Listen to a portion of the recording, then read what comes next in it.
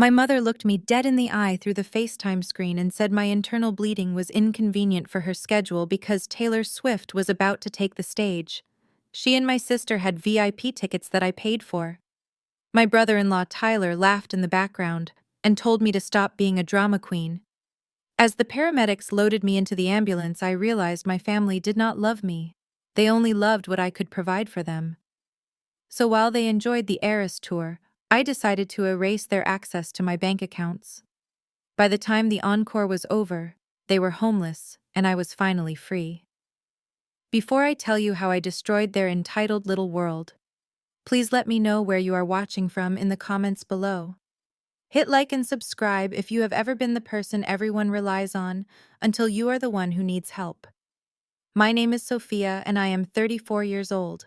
For years I thought being the strong one was a badge of honor, but I learned the hard way that sometimes being strong just makes you an easy target for parasites. It happened on a Tuesday afternoon. The pain did not knock, it kicked the door down. One minute I was standing at the head of the mahogany conference table, presenting the third quarter financial projections for my firm, and the next minute the world tilted on its axis. It felt like someone had taken a serrated knife and twisted it deep into my lower abdomen. I remember the horrified gasps of my junior analysts as I doubled over and gripped the edge of the table so hard my knuckles turned white. The sleek glass walls of the office blurred as a wave of nausea crashed over me. My assistant rushed to my side asking if I needed water, but I knew water would not fix this. I could feel the warmth spreading, wet and sticky and terrifying. Call 911. I managed to gasp out before my legs gave way and I hit the carpet. The old toy. The next 20 minutes were a blur of siren wails and the metallic taste of fear. The paramedics were efficient, asking rapid-fire questions about pain levels and medical history. Suspected ruptured ovarian cyst with potential internal hemorrhaging, one of them shouted to the driver. The words floated above me like they were happening to someone else. But through the haze of agony, one thought pierced through sharper than the physical pain. Leo and Maya. My 4-year-old twins were at daycare and pickup time was in 45 minutes. The daycare had a strict policy that if parents were late, they charged $5 a minute, and after an hour they called Child Protective Services. I was a single mother and a widow. There was no husband to call. There was only my family. My hand shook uncontrollably as I fumbled for my phone.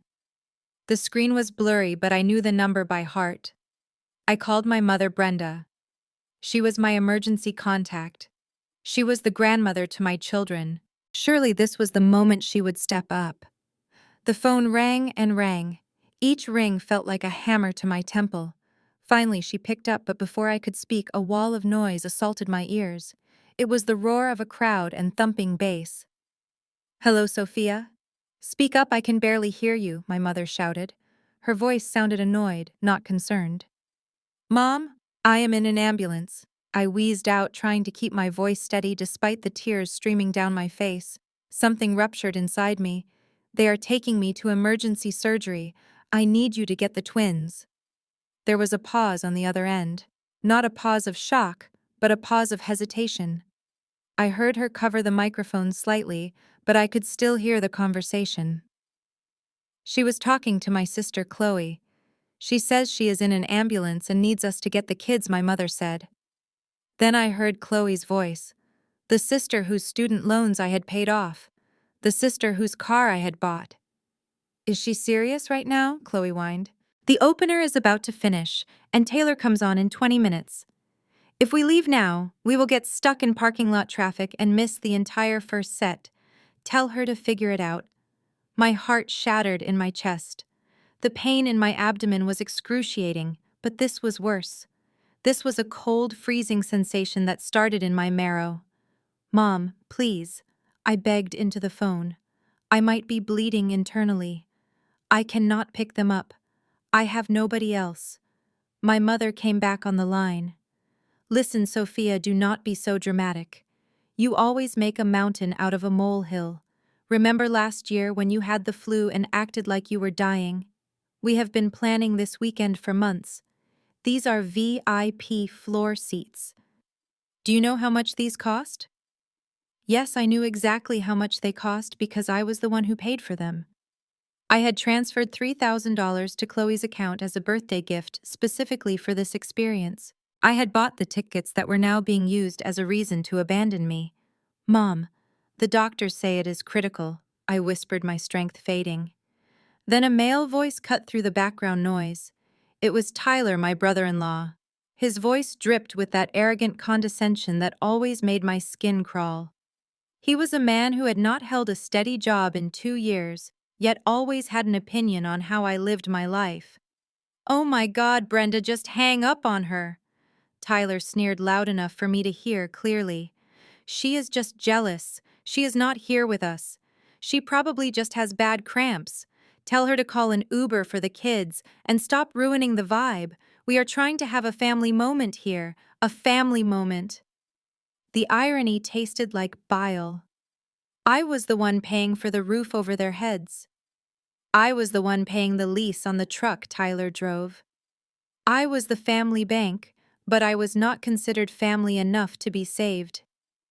"Sophia, look, just call a service," my mother said, her tone final. "We really cannot leave right now. We will come visit you tomorrow or whenever you are done. Good luck." The line went dead. I stared at the black screen of my phone as the ambulance hit a pothole, sending a fresh jolt of agony through my body. The paramedic looked at me with pity in his eyes. He had heard everything. "Is there anyone else we can call, ma'am?" he asked gently. I closed my eyes and let the tears fall hot and fast. "No," I whispered. "There is no one else." But that was not entirely true. I had money, and in that moment, I realized money was more reliable than blood. I opened my banking app with trembling fingers. I navigated to the contact for the elite emergency nanny agency I had used once during a business trip. Their rates were extortionate, triple the normal price for last-minute requests, but they were professional. I dialed the number. Within 3 minutes, I had arranged for a certified nanny to pick up Leo and Maya from daycare. I gave them the security codes. I transferred $500 as a deposit. It was a transaction, cold hard and efficient. "Ms. Williams, we have secured the pickup," the dispatcher said soothingly. "We will take them to your home and stay with them until you are released. Focus on getting better."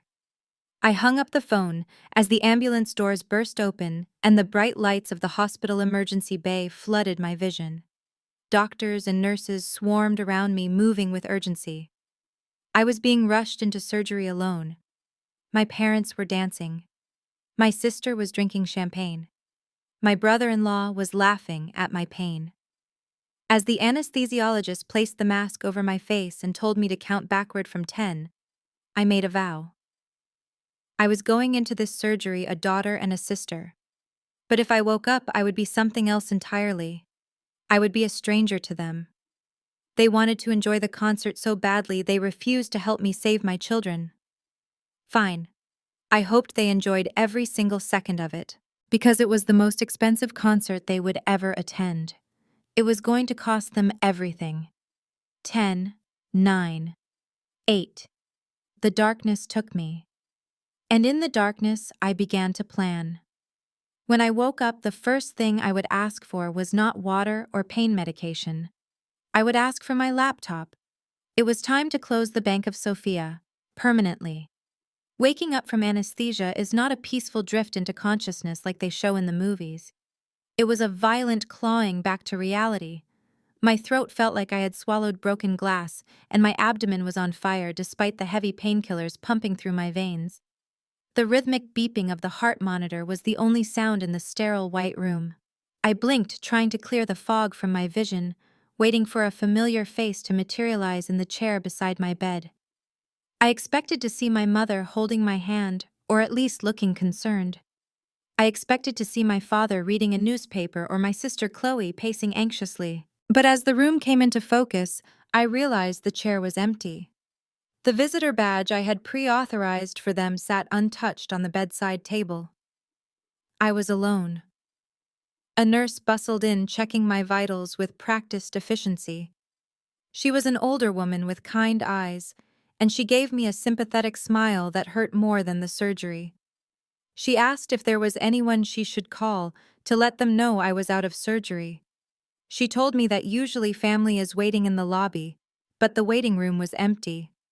I felt a lump form in my throat that had nothing to do with the intubation tube. I shook my head weakly and lied. I told her they were on their way and were just stuck in traffic. She nodded, but I could see in her eyes that she knew. She had seen this before.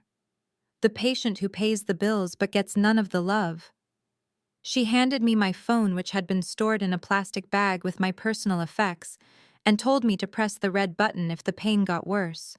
Then she left me alone with the device that would confirm my worst fears. My fingers felt heavy and clumsy as I unlocked the screen. The brightness stung my eyes. I had been in surgery for 4 hours.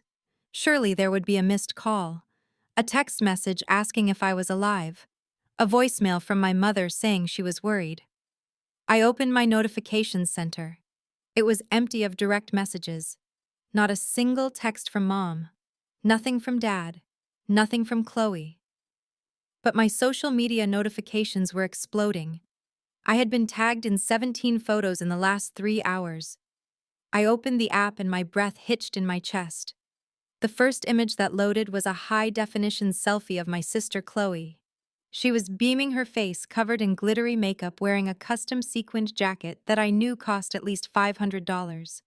Behind her, the stadium lights were blindingly bright, and the stage was set for the biggest pop star on the planet. But it was the caption that made my blood run cold. It read, "Family is everything." So grateful for my amazing husband Tyler for spoiling us with these VIP floor seats. Best night of my life. Hashtag rich life. Hashtag blessed. I swiped to the next photo. It was a group shot. My mother Brenda was holding a glass of champagne, laughing with her head thrown back. My father Marcus was wearing a new suit, smoking a cigar in the designated smoking area, looking like a king. And there was Tyler, my brother-in-law, the man who had been unemployed for 2 years, standing with his arm around Chloe, looking smug and self-satisfied. They looked radiant, they looked happy, and they looked expensive. I zoomed in on the wristbands they were wearing. Platinum VIP access. I knew the market price for those tickets because I had looked them up when Chloe first mentioned the tour months ago. They were $3,000 each. 4 tickets meant $12,000. Plus the limousine I saw in the background of another photo. Plus the hotel suite they had tagged in their location. The math started clicking in my head with the ruthless efficiency of the CFO I was. 2 weeks ago, my father had called me in a panic. He told me the roof of their house, the house I paid the mortgage on, was leaking severely. He said there was black mold developing, and it was a health hazard for him and Mom. He sent me a quote from a contractor for $15,000. I had transferred the money immediately. I did not ask for a second quote. I did not ask to inspect the damage myself because I was busy closing a merger and I trusted them. I trusted that my parents would not lie about their safety. I trusted that they would not exploit my fear for their health to fund a vanity trip. But looking at these photos, the truth was undeniable. There was no leaking roof. There was no black mold. There was only a $15,000 transfer from my savings account that had miraculously transformed into concert tickets and champagne. I had paid for the very event that was keeping them from being at my bedside. I had financed my own abandonment. I scrolled through the comments. Friends and distant relatives were commenting on how successful Tyler must be to treat the family so well. One aunt wrote that it was so wonderful to see a man taking care of his in-laws. Tyler had liked the comment. He was accepting praise for spending my money. He was playing the role of the provider while the actual provider was lying in a hospital bed with 3 incisions in her stomach, bleeding into a drainage bag. Tears began to stream down my face, hot and angry. This was not the crying of a child who scraped her knee. This was the deep, guttural sobbing of a woman realizing she had been a fool. I thought about Leo and Maya, my sweet twins, who were probably confused about why Mommy was not there to tuck them in. I had to pay a stranger $500 to ensure they were safe because their own grandmother was too busy drinking on my dime to care. I looked at the photo of my mother again. She looked so young and vibrant. When I called her from the ambulance, she sounded annoyed. She had made me feel like a burden for having a medical emergency. She had called me dramatic. She had chosen to believe a lie that I was fine so she would not have to feel guilty about enjoying the party. A new notification popped up. It was a video Chloe had just posted to her story. I clicked on it. The camera panned around the VIP suite. The music was deafening. My mother leaned into the frame and shouted over the noise, "This is what we deserve." Finally, some relaxation. "We work so hard we earned this. You work so hard." The words echoed in my empty hospital room. My mother had not worked a day in 20 years. My father had retired early because I promised to cover their expenses. Chloe worked part-time as a lifestyle blogger, which was code for unemployed, and living off her husband who was living off me. I was the only one working. I was the one working 60-hour weeks.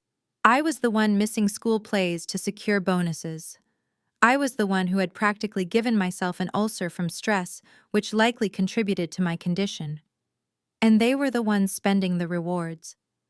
The pain in my abdomen flared up, a sharp reminder of my physical reality, but the pain in my chest was far worse. It was the death of hope. For years, I had told myself that they loved me.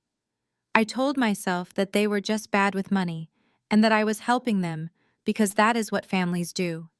But looking at the timestamps on the photos, I realized they had been posting these while I was under the knife.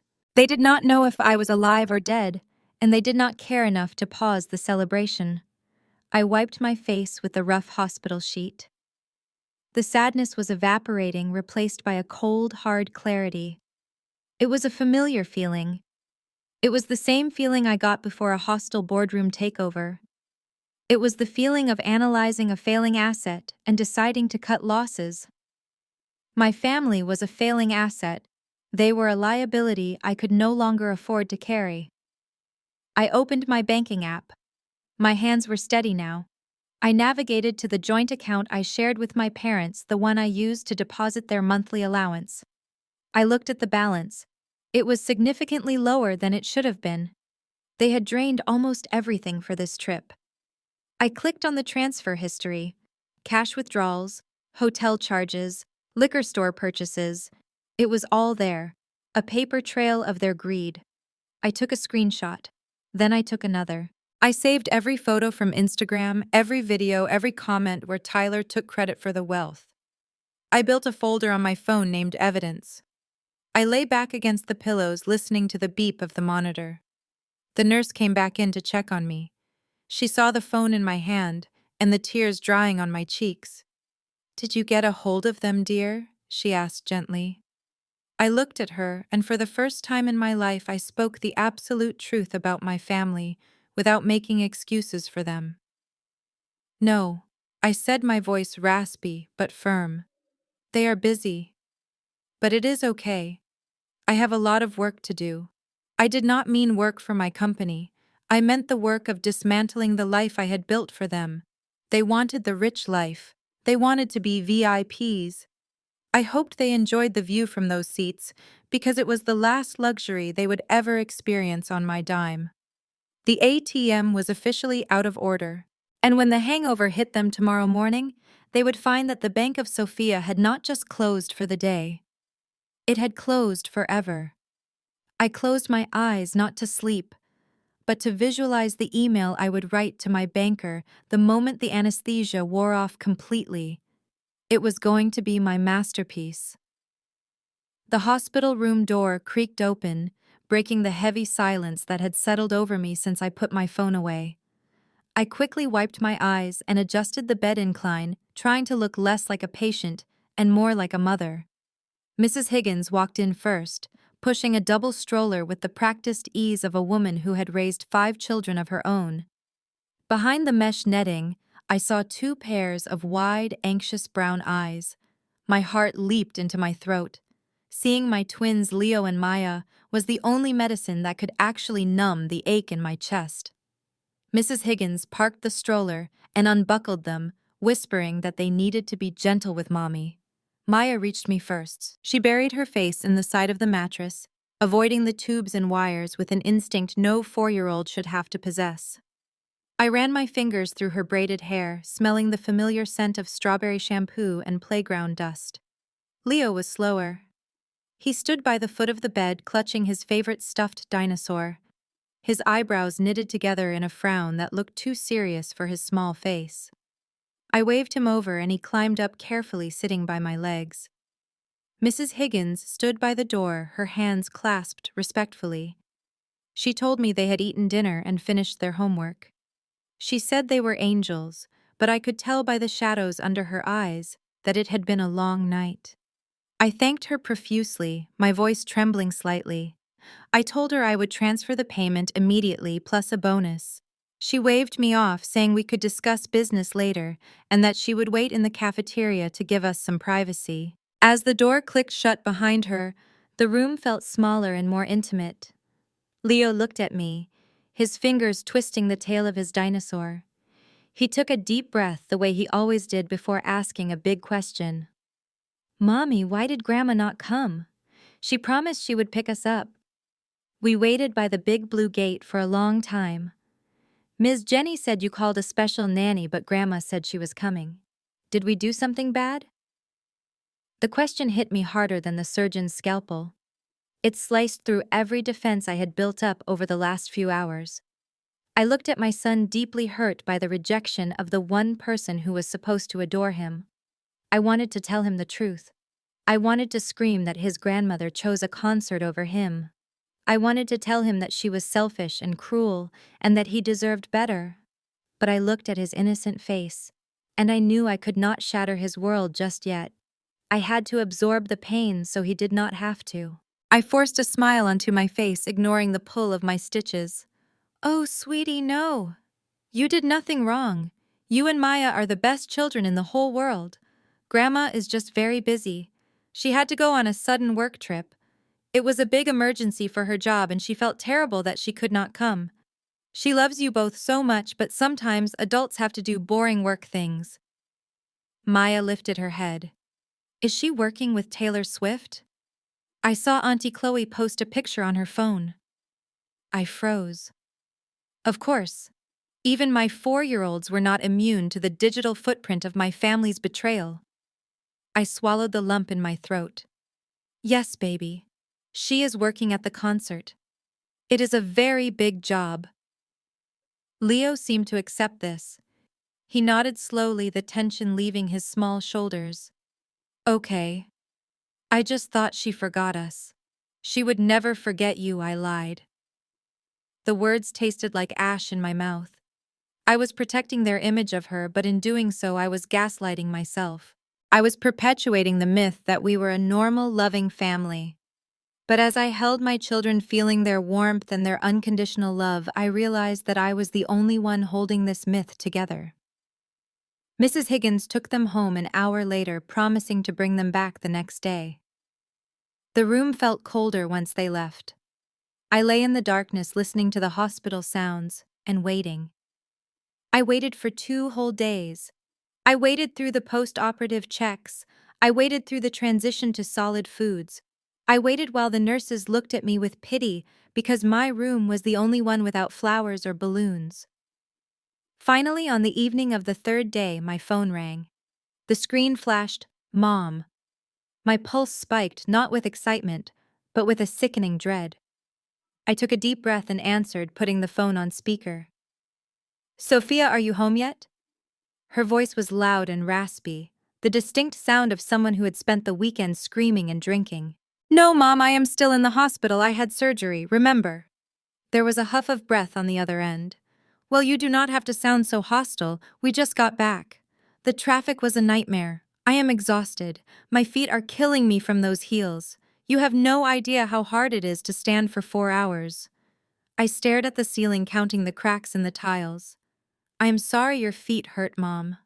My abdomen was cut open, but I'm sorry about your feet." She missed the sarcasm completely. "Thank you. Anyway, we saw that you hired a nanny. That was a smart move, although I do not know why you did not just ask Tyler's mom. Paying a stranger is so wasteful." But that is your money, I guess. You promised Leo you would pick him up, I said, my voice quiet but steady. He asked why you did not come. He thought he did something wrong. Oh, for heaven's sake, Sophia, stop projecting. Kids are resilient. He probably forgot about it 5 minutes later.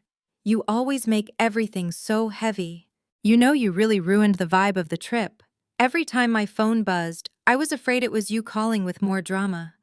It made it really hard for me to fully enjoy the moment. Next time you decide to have a health crisis, maybe try to give us a little more notice so we do not have to feel guilty while we are trying to have fun. Next time. She said it as if my ruptured cyst was a scheduled appointment I had mishandled, as if my near-death experience was a deliberate attempt to sabotage her happiness. I am sorry I inconvenienced you, Mom, I said. And I meant it. I was sorry I had ever relied on her. I was sorry I had given her the power to hurt me. Yeah, well, just make sure you rest up. Oh, and Tyler wanted me to remind you that the tuition for his MBA program is due on Friday. Do not forget to transfer it. We are a little tapped out after the trip. Concert merchandise is insanely expensive. I gripped the phone so hard my hand shook. You want me to transfer the tuition money? Yes. And maybe send a little extra for groceries. The fridge is empty and I am too tired to cook. We were thinking of ordering takeout. I looked over at the empty chair where Leo had sat. I remembered his sad eyes asking if he had been bad. I thought about the lie I had to tell him to cover for her selfishness. And then I thought about the thousands of dollars I had poured into this black hole of a family. Okay, Mom, I said. My voice was eerily calm. I will take care of everything. Good. Talk to you later. Love you. The line went dead. She did not ask how I was feeling. She did not ask when I would be discharged. She asked for money. I set the phone down on the bedside table. The silence returned, but this time it was not heavy. It was clarifying. I looked at the picture of the twins I kept on my nightstand. They were smiling, their arms around each other, oblivious to the toxicity that surrounded them.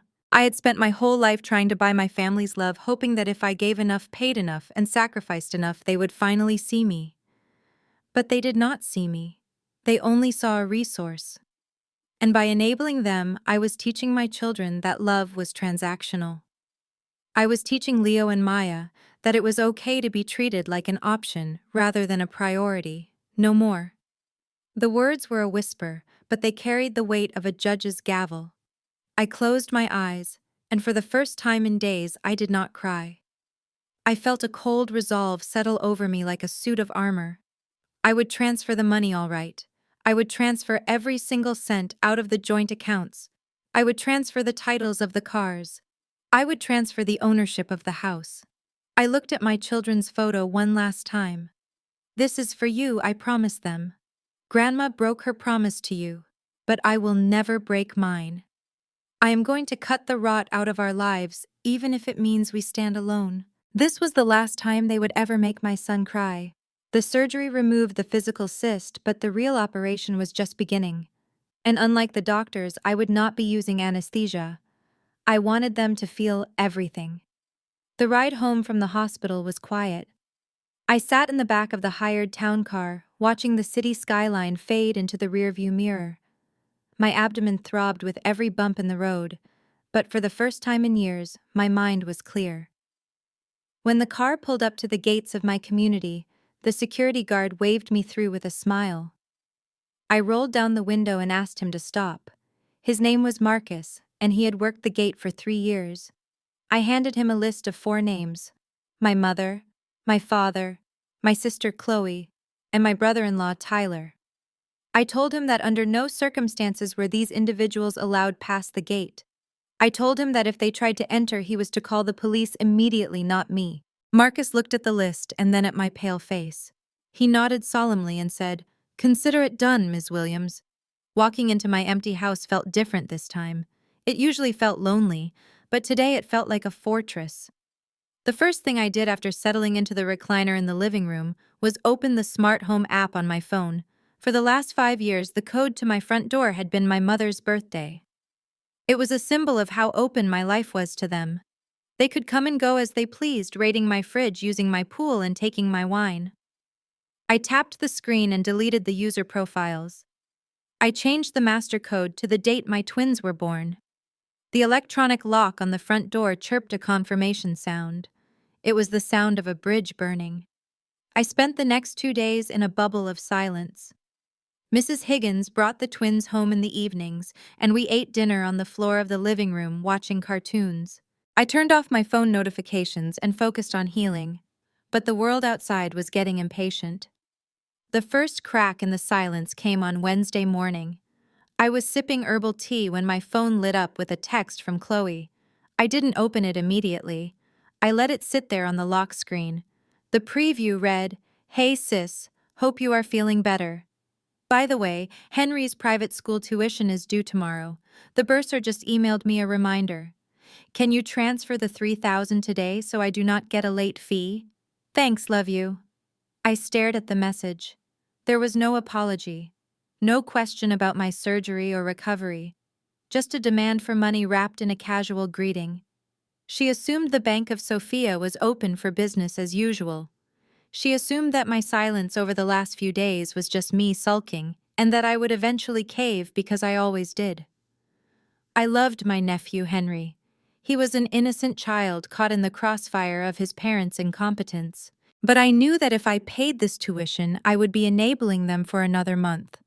I opened the message so she would see the read receipt. I watched the 3 little dots appear as she started typing again, probably expecting a confirmation.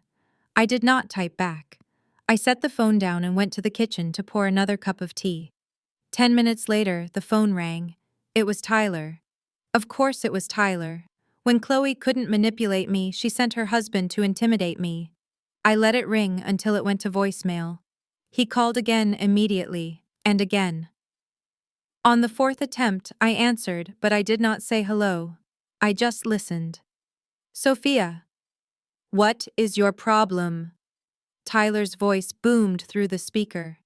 He sounded out of breath like he was pacing. "Chloe is crying because you are ignoring her. Do you know how stressful it is for her to worry about Henry's school on top of everything else? You are being incredibly immature." I took a slow sip of tea. "I am recovering from surgery, Tyler," I said calmly. "Yeah, well, we all have problems," he snapped.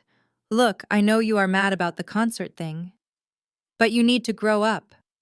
You are punishing a child because you are jealous of our happiness. Family helps family. That is how it works. You have the money sitting there. Why are you making us beg?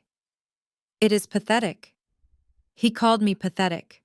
The man who was driving a truck I paid for, living in a house I owned, and wearing a watch I bought for his birthday was calling me pathetic.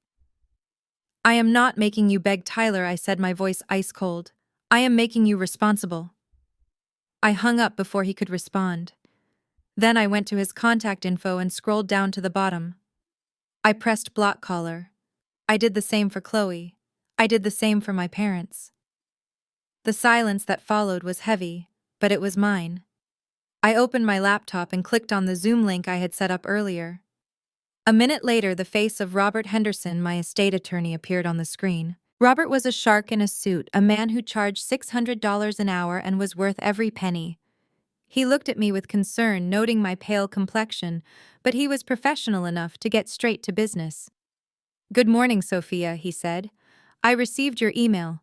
You want to review the asset structures." "I want to review everything, Robert," I said. "I want to know exactly what is in my name and what access they have." Robert pulled up a spreadsheet on the shared screen. It was a long list: the house my parents lived in, the cars, the joint credit cards, the college funds, the insurance policies. "Let us start with the house on Elm Street," Robert said. "The deed is in your name solely. Your parents are listed as tenants at will. There is no formal lease agreement." "Which means I can evict them?" I asked. Robert paused. "Legally, yes. But given they are your parents and have lived there for 10 years, it could be messy. Usually, we would give a 30-day notice to vacate." "Draft it," I said without hesitation. Robert raised an eyebrow but typed a note.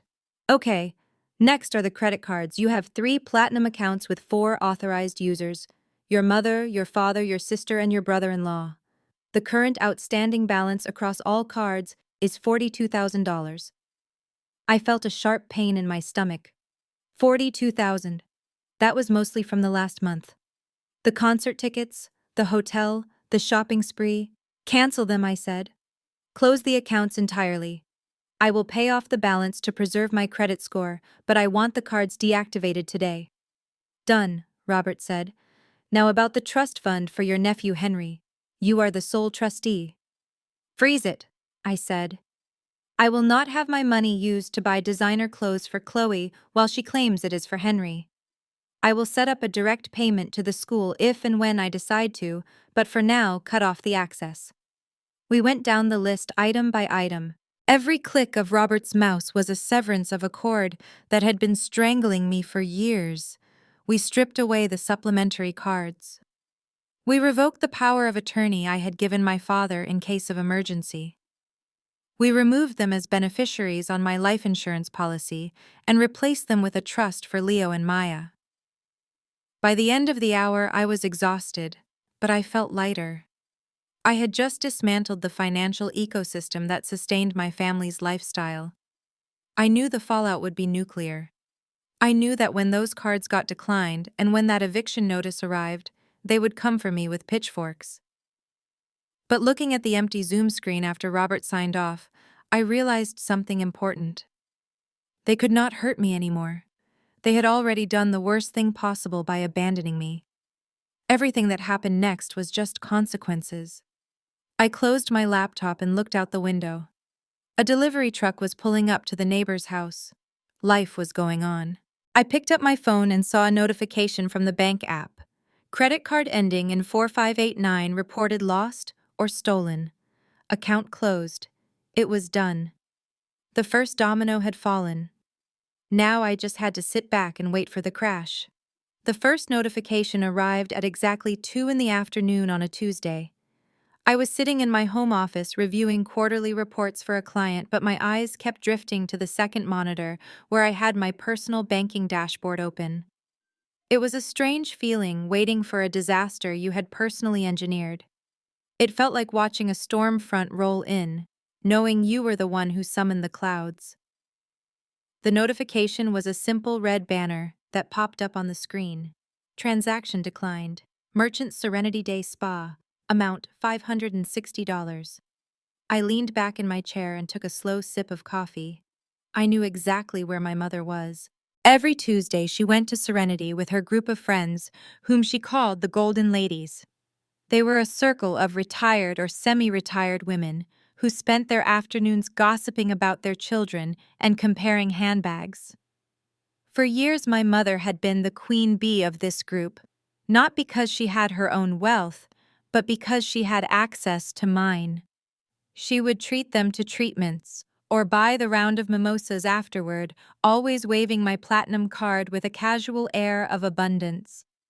Today, she had gone in for the deluxe package: a hot stone massage, a facial, and a pedicure. She had likely spent the last 3 hours bragging about the VIP concert experience and how her successful daughter was taking care of everything. I closed my eyes and visualized the scene. I could almost smell the lavender and eucalyptus of the spa lobby. My mother would be standing at the marble front desk, glowing from the expensive creams they had just slathered on her face. Her friends, Mrs. Jenkins and Mrs. Davis, would be standing behind her, chatting happily. The receptionist, a young girl named Sarah, who knew my mother by name, would present the bill on a small silver tray. My mother would not even look at the total. She would just reach into her designer purse, the one I bought her for Christmas, and pull out the heavy metal card. She would hand it over with a smile that said, "I am important." Sarah would slide the card into the chip reader. They would wait in silence for a moment. Then the machine would beep. Not the happy chirp of approval, but the low buzzing drone of rejection. I imagined my mother's laugh. A nervous little titter. "Oh, these machines are so sensitive," she would say. "Try it again, dear. Maybe the chip is dirty. She would rub the card on her silk blouse and hand it back. Sarah would try again. Processing, processing. Declined. The silence in the lobby would be deafening. Mrs. Jenkins would stop talking. Mrs. Davis would look at her shoes. The illusion of the wealthy matriarch would begin to crack right there under the soft ambient lighting. My phone started buzzing on the desk. Mom. I watched it vibrate. She called once. She called twice. She called 3 times in rapid succession. She was panicking. She was not worried about the money, she was worried about her image. She was standing there with $500 worth of services on her skin and no way to pay for them. I let it go to voicemail. I could imagine the desperation in her voice as she realized she had to turn around and face her friends. The queen bee had lost her sting. She would have to do the unthinkable. She would have to ask Mrs. Jenkins to cover her bill. I knew how much that would burn. Mrs. Jenkins had a son who was a mechanic, and my mother always looked down on her. Now she had to beg her for a loan. It was a humiliation that would last far longer than the facial. 30 minutes later, the second domino fell. This time the notification came from a gas station on the other side of town. Transaction declined. Merchant Shell Station. Amount $95. Tyler. My brother-in-law drove a Ford F-150 Rapture. It was a massive lifted truck that he insisted he needed for his work, although his work mostly consisted of driving to golf courses and coffee shops. The truck was a gas guzzler, and he filled it up twice a week, always using the fleet fuel card I had set up for him years ago when he claimed he was starting a contracting business. That business never materialized, but the fuel bills did. I checked the security alert detail. The pump had authorized the card initially, but when the system did a final check against the account status, it cut the fuel flow. I could see him clearly. He would be standing there in his aviator sunglasses watching the numbers on the pump tick up. Suddenly the nozzle would click off. He would squeeze the handle again. Nothing. He would look at the screen, which would be flashing a message. See cashier. Authorization failed. Tyler was a man with a short fuse and a lot of entitlement. He would storm into the station store, pushing past people in line. He would slam the card on the counter and demand the clerk turn the pump back on. The clerk, probably a teenager making minimum wage, would tell him the card was invalid. Tyler would argue. He would say, "Do you know who I am?" He would say, "There is plenty of money on that card, my sister-in-law is rich." He would try to swipe it again and again, each failure chipping away at his fragile ego. Then the anger would hit. Tyler was a physical man when he was frustrated. I checked the time. It was 3:15. My phone rang again. Unknown number. He was calling from the gas station landline or maybe his own cell, which I had already blocked. I did not answer. I could picture him walking back out to his truck, the big powerful vehicle that was now just a 2-ton paperweight without gas. He would be red in the face. He would look around to see if anyone was watching. And then he would lash out. He would kick the tire, a hard, violent kick that would hurt his foot more than the rubber. He would scream a curse word into the air. He was stranded. He had no cash because he never carried cash. He had no other credit cards because his credit score was ruined years ago. He was a man playing pretend, and I had just turned on the lights. By 4 o'clock, the group texts started rolling in. I had muted the conversation, but I could still see the previews. From Mom Sophia, pick up the phone. The bank is making a mistake.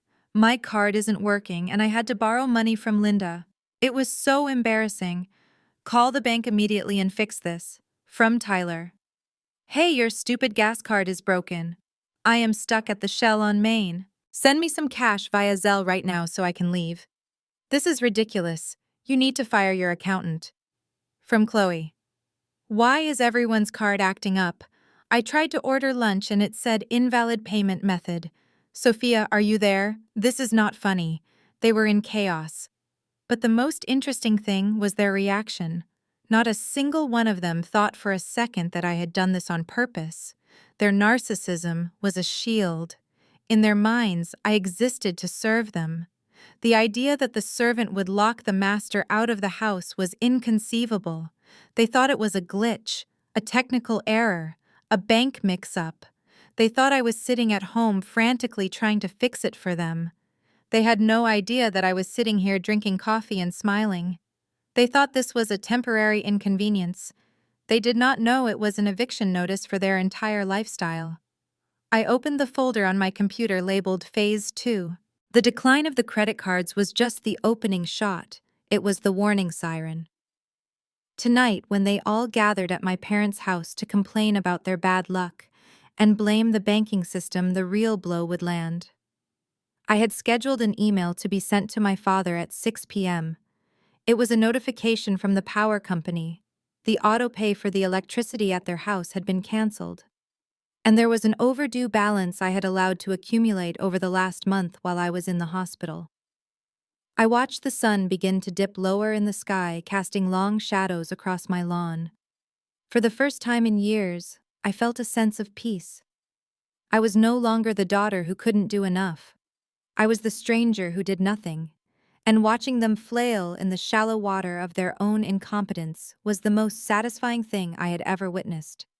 My phone buzzed again, a voicemail from my mother. I decided to listen to this one. Sophia, I do not know what is going on, but you need to handle it. Linda is expecting me to pay her back by tomorrow. Do not make me look like a fool. Call me back. I pressed delete. I did not need to handle anything. I was done handling things. I stood up and walked to the window. Let them panic. Let them think it is a mistake. The realization that they were on their own would hit them soon enough, and when it did, it would hit harder, because they never saw it coming. The Bank of Sofia was not having technical difficulties. The Bank of Sofia had been permanently liquidated, and I was the only shareholder walking away with the assets. I went to the kitchen to start dinner for the twins. We were having spaghetti, their favorite. It was going to be a quiet, lovely evening. Miles away, my family was beginning to starve, and for the first time, I did not feel the urge to feed them. Thursday morning arrived with a deceptive calm. The air in my house was still, and the only sound was the hum of the refrigerator and the distant chirping of birds. I sat at my kitchen island with my laptop open, enjoying the freedom of a quiet inbox. My phone, which had been a source of constant anxiety for years, was now blissfully silent thanks to the blocking features I had engaged. But as any seasoned executive knows, silence often precedes a strategic strike. When a narcissist cannot reach you through the front door, they will try the window, and when the window is locked, they will try the chimney. At 9:30 in the morning, a notification pinged on my laptop. It was an email marked high priority. The sender was Tyler. Since I had blocked his number and his social media accounts, email was the only avenue he had left. The subject line read, regarding your behavior and family stability.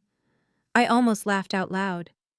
The man who had not paid a bill in his adult life was lecturing me on stability.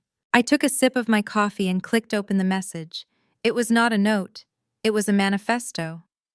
3 single-spaced pages of unadulterated entitlement. I began to read, and with every sentence my amusement shifted into a cold, sharp anger. Tyler did not write like a man who was sorry. He wrote like a king addressing a rebellious subject. Sophia, he began. I am writing this because you are clearly in an emotional state that prevents rational conversation. I understand that surgery is difficult, and that being a single woman at your age brings a certain level of bitterness and loneliness. However, you are letting your personal unhappiness destroy the fabric of this family. I paused. The audacity was breathtaking. He was framing my boundaries as symptoms of bitterness. He was playing the card that society always throws at successful women. If we are firm, we are bitter. If we are wealthy but unmarried, we must be miserable. I continued reading. He went on to describe the stress I was causing him.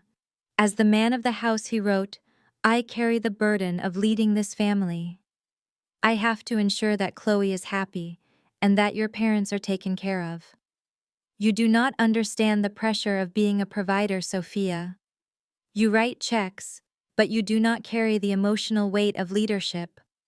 When you cut off the funds, you undermined my authority as the head of the household. The head of the household. I looked around my kitchen, which I paid for. I thought about the house he was living in, which I paid for. I thought about the food in his stomach, which I paid for. Tyler was the head of the household in the same way a tick is the head of a dog. He was a parasite convinced he was steering the host. He continued his lecture, moving into what he called the solution. I am willing to overlook this tantrum, he wrote. I know you crave connection, and we are willing to give that to you. But you need to understand your role. You have money, but you do not have a life. We have a life. We have love. We have joy. If you want to be part of that, you need to apologize to your mother for humiliating her at the spa. You need to apologize to me for the gas station incident. You need to reactivate the cards immediately.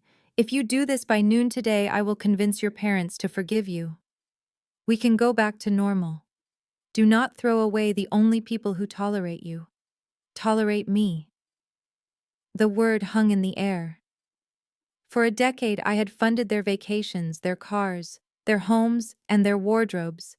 And in their eyes, they were tolerating me. They viewed my generosity not as a gift, but as a tax I had to pay for the privilege of their company.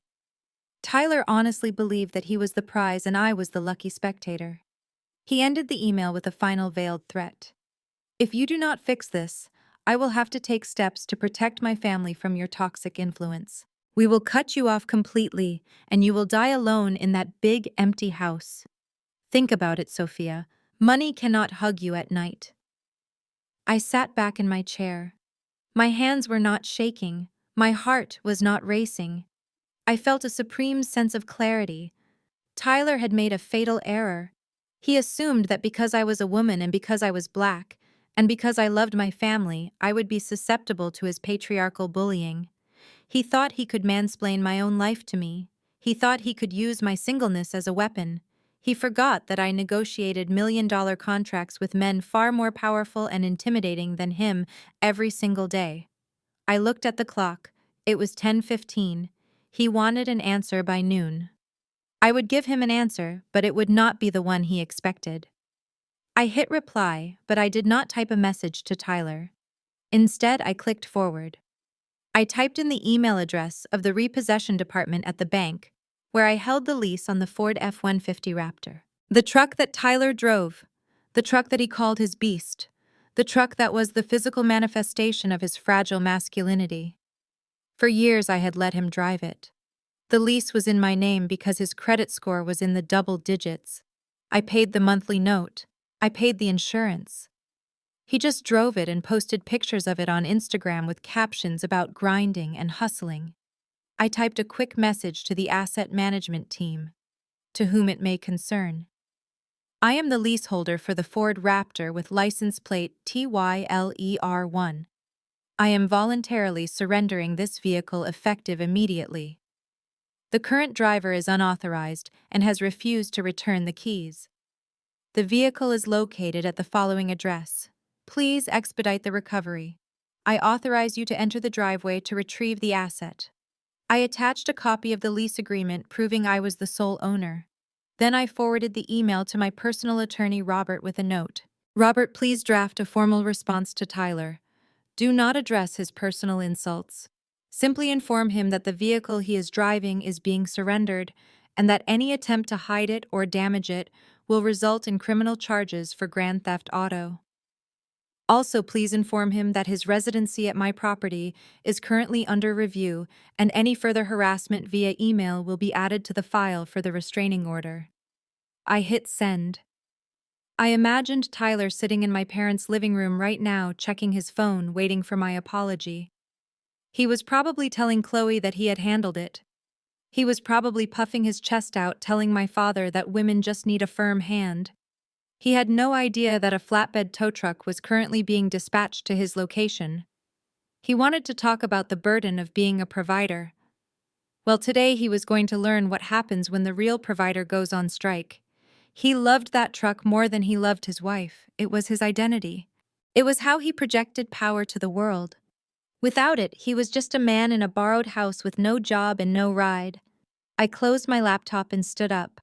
I walked to the window and looked out at my own driveway where my luxury sedan sat paid for and secure.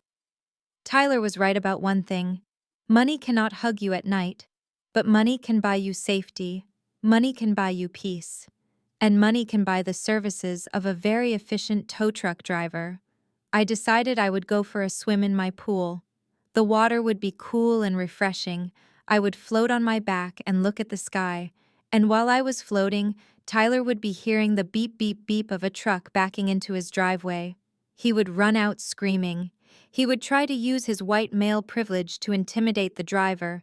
He would shout about his rights. But the driver would just look at the paperwork with my signature on it and hook up the chains.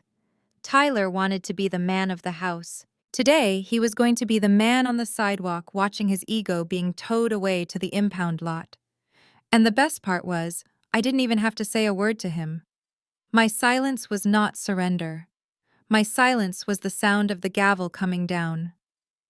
By Friday afternoon, the atmosphere in my parents' house had shifted from panic to a terrifying kind of calculated desperation. I knew something was wrong when I received a notification from the director of the Golden Oaks Assisted Living Facility. He informed me that my parents had checked my grandfather Elijah out for the weekend, claiming it was for a special family celebration.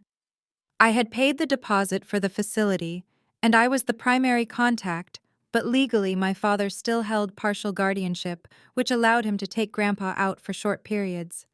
I knew immediately that this was not a celebration. This was a hostage situation. I drove over to the house on Elm Street, the house that was technically mine, but felt like enemy territory. My stomach churned not with fear, but with a fierce protective instinct. My grandfather Elijah was 85 years old. He was a man who had built a construction empire from nothing, a man who had marched for civil rights, and a man who had taught me everything I knew about dignity and business. But in recent years, he had grown quiet. He used a wheelchair and his hands shook with a tremor that made holding a coffee cup difficult. My family dismissed him as senile. They treated him like a piece of old furniture that occasionally needed dusting. They spoke about him while he was in the room as if he were invisible. When I pulled into the driveway, I saw the medical transport van pulling away. I had paid for that transport service on a standing auto pay, but I knew my mother would be inside right now claiming she had arranged it all. I walked to the front door and keyed in the code. It still worked because the eviction notice was not effective for another 24 hours. I stepped into the living room and the scene that greeted me made my blood boil. Grandpa Elijah was seated in his wheelchair in the center of the room. He looked small in his oversized cardigan, his head bowed low, his chin resting on his chest. He looked frail and confused. Surrounding him were the vultures. My mother Brenda was kneeling on one side of him, holding his hand with a tightness that looked painful. My father Marcus was pacing behind him, nervously checking the window. And there was Tyler, sitting on the coffee table, right in front of Grandpa, holding a thick stack of legal documents and a pen. "Sophia, what are you doing here?" my mother snapped as soon as she saw me. "We are having a private family moment with Grandpa. You are not wanted here." I ignored her and walked straight to my grandfather. "Hi, Grandpa," I said softly, crouching down to his eye level. "I just wanted to make sure you are okay." He did not look up. His eyes seemed unfocused, staring at a spot on the carpet. He let out a low grumble, and his hand twitched. "See," Tyler said with a sneer. "He does not even know who you are. He is terrified of you, Sophia. We told him what you did. We told him how you cut off the family and threatened to kick his son out on the street." I looked at Tyler. "You told him I am kicking them out. Did you mention that I bought this house to save them from foreclosure 10 years ago?" Tyler waved his hand dismissively. "Details do not matter to a man with dementia. All he knows is that his granddaughter has lost her mind. That is why we are here. To fix things. To protect him and the family assets from your instability." I stood up and crossed my arms. "What assets, Tyler? Grandpa retired 15 years ago." Tyler smirked, the arrogant confidence of a man who thinks he has found a loophole. "The trust fund, Sophia. We know about the family trust. Dad told me that Elijah never actually signed over the final control of the primary estate. He just let you manage it. But if he signs this new power of attorney today, I become the executor. I can override your decisions. I can unfreeze the accounts. I can kick you out of the decision-making process entirely. I looked at the papers in his hand. They were standard legal forms, probably downloaded from the internet. They were messy and desperate. They were trying to trick an 85-year-old man into signing away control of an empire they did not understand. Grandpa? My father whispered, leaning down into the old man's ear. Dad, listen to me. Sophia is sick. She is having a breakdown. She is stealing your money, Dad. She is going to put you in a state home. You have to sign this so Tyler and I can protect you. We will take care of you. Just make your mark on the line. My mother joined in, her voice dripping with fake sweetness. Do it for the family, Daddy. Do it so we can keep the house. Sophia is dangerous right now. We love you so much. Just sign the paper. I watched Grandpa. He looked so helpless.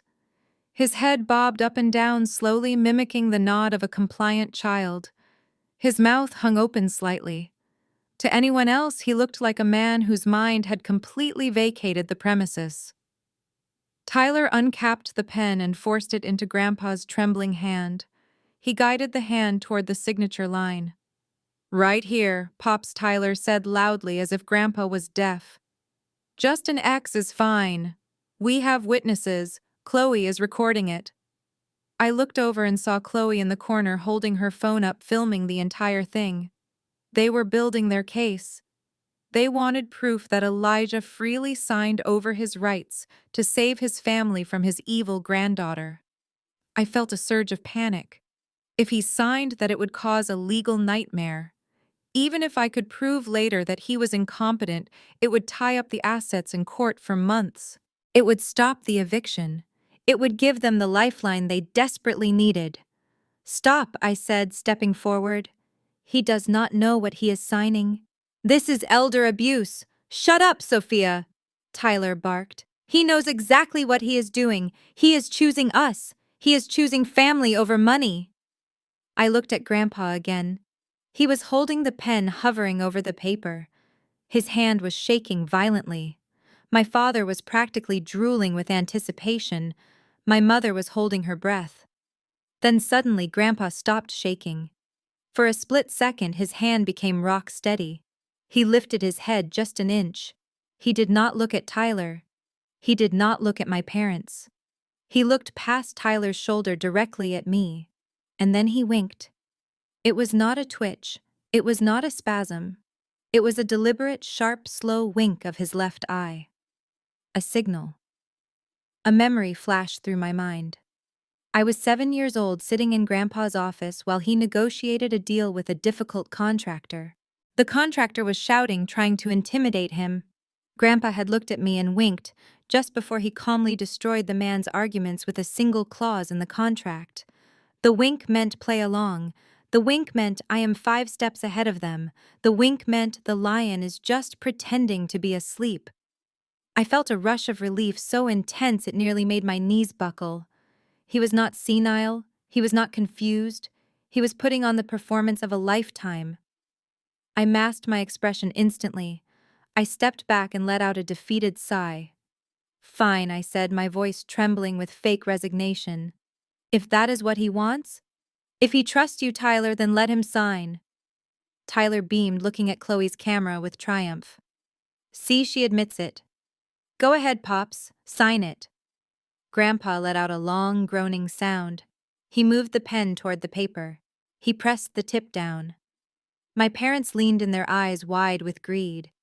But instead of signing his name, Grandpa suddenly jerked his hand. The pen skidded across the paper, tearing through the page and drawing a long, jagged line off the edge and onto Tyler's expensive beige trousers.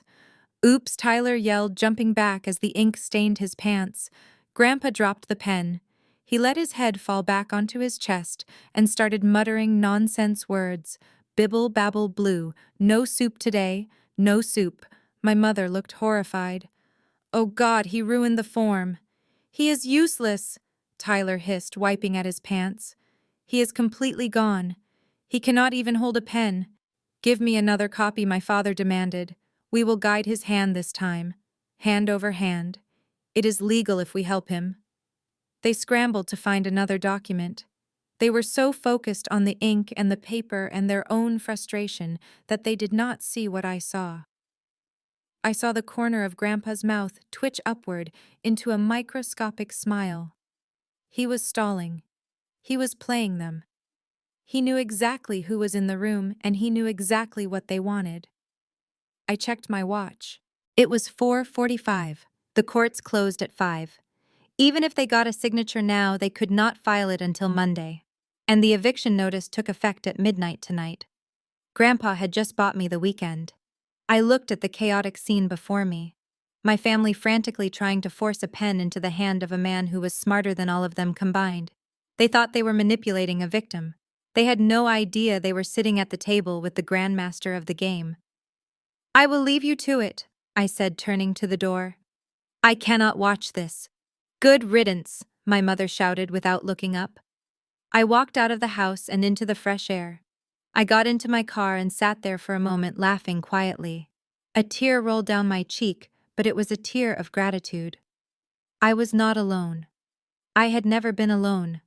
The patriarch of the family was awake, and he had just chosen his side. The war was on, and I had the ultimate secret weapon sitting in a wheelchair wearing a cardigan. The weekend passed in a blur of manic energy for my family. After the incident with the pen and the ruined trousers, they had retreated to regroup. A rational family might have seen my grandfather's erratic behavior as a sign to stop pushing him. A loving family would have been concerned about his health. But my family was neither rational nor loving. They were addicts, and their drug of choice was other people's money.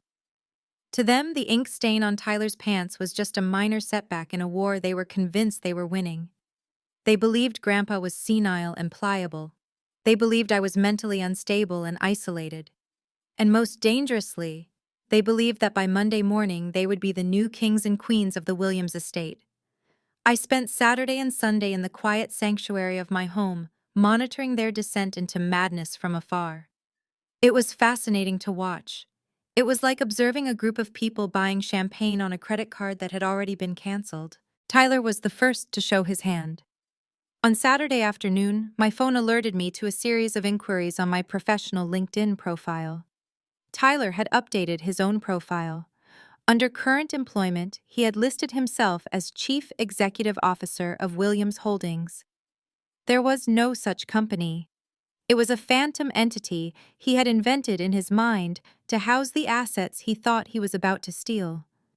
Later that day, I received a call from an old acquaintance who was a member at the prestigious country club where Tyler had been trying to get a membership for years.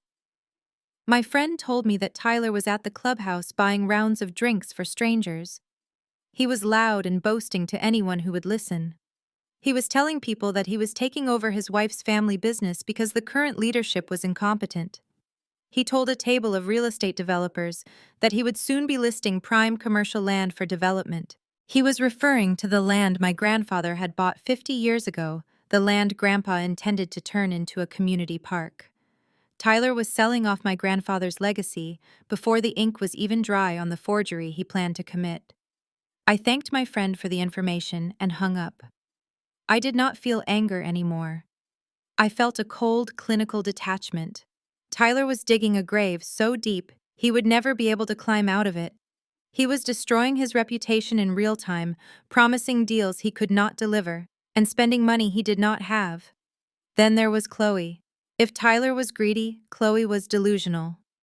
On Sunday morning, my social media feed updated with a new post from her. She had checked in at a luxury open house in the most exclusive neighborhood in Buckhead. It was a sprawling estate with 6 bedrooms, a theater, and a wine cellar. The asking price was $2.5 million. I watched her stories. She was walking through the master bedroom, running her hand over the imported silk wallpaper. She narrated the video with a breathless excitement. "This closet is perfect for my new wardrobe," she said to the camera. "I think we are going to put an offer in tomorrow, manifesting big things for my family." She was treating the realtor like a servant, pointing out imaginary flaws in the marble flooring to sound knowledgeable.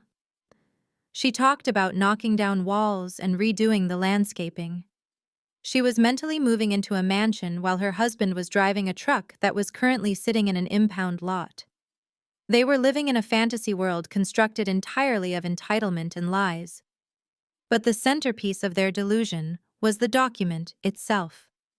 On Sunday night, I received a forwarded email from my lawyer, Robert. He had a contact at the local legal stationery store where Tyler had gone to print a document. Tyler, being Tyler, had not even been smart enough to do it privately. He had used the public computer and left a digital copy on the desktop. Robert attached the file for me to read. It was a new power of attorney form. It was a masterpiece of malice. It revoked all previous powers of attorney, which meant it stripped me of my authority. It appointed Tyler and Chloe as co-guardians of Elijah Williams. It gave them full, unrestricted access to all banking accounts, real estate holdings, and investment portfolios. And in a final stroke of cruelty, they added a clause that explicitly stated, Sophia Williams is to be excluded from all financial decisions due to conflicts of interest and emotional instability. They had written me out of my own family. They had codified their hatred into legal language. They were not just trying to take the money. They were trying to erase me. I sat in my office reading the document over and over. A younger version of me would have been hurt. I would have called them screaming. I would have tried to reason with them. But I was not that person anymore. I was the CEO of my own life, and I knew that in business you never interrupt your enemy when they are making a mistake. I called Robert. Let them do it, I said into the phone. Robert hesitated. Sophia, are you sure? If they get Elijah to sign this, it will be a headache to unravel. We will have to prove fraud. I am sure, I said. I want them to walk into that room on Monday feeling invincible.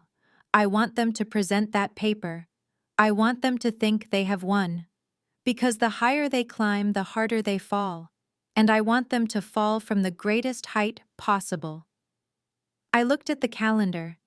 Monday was the deadline for the eviction notice I had sent for the house they were living in.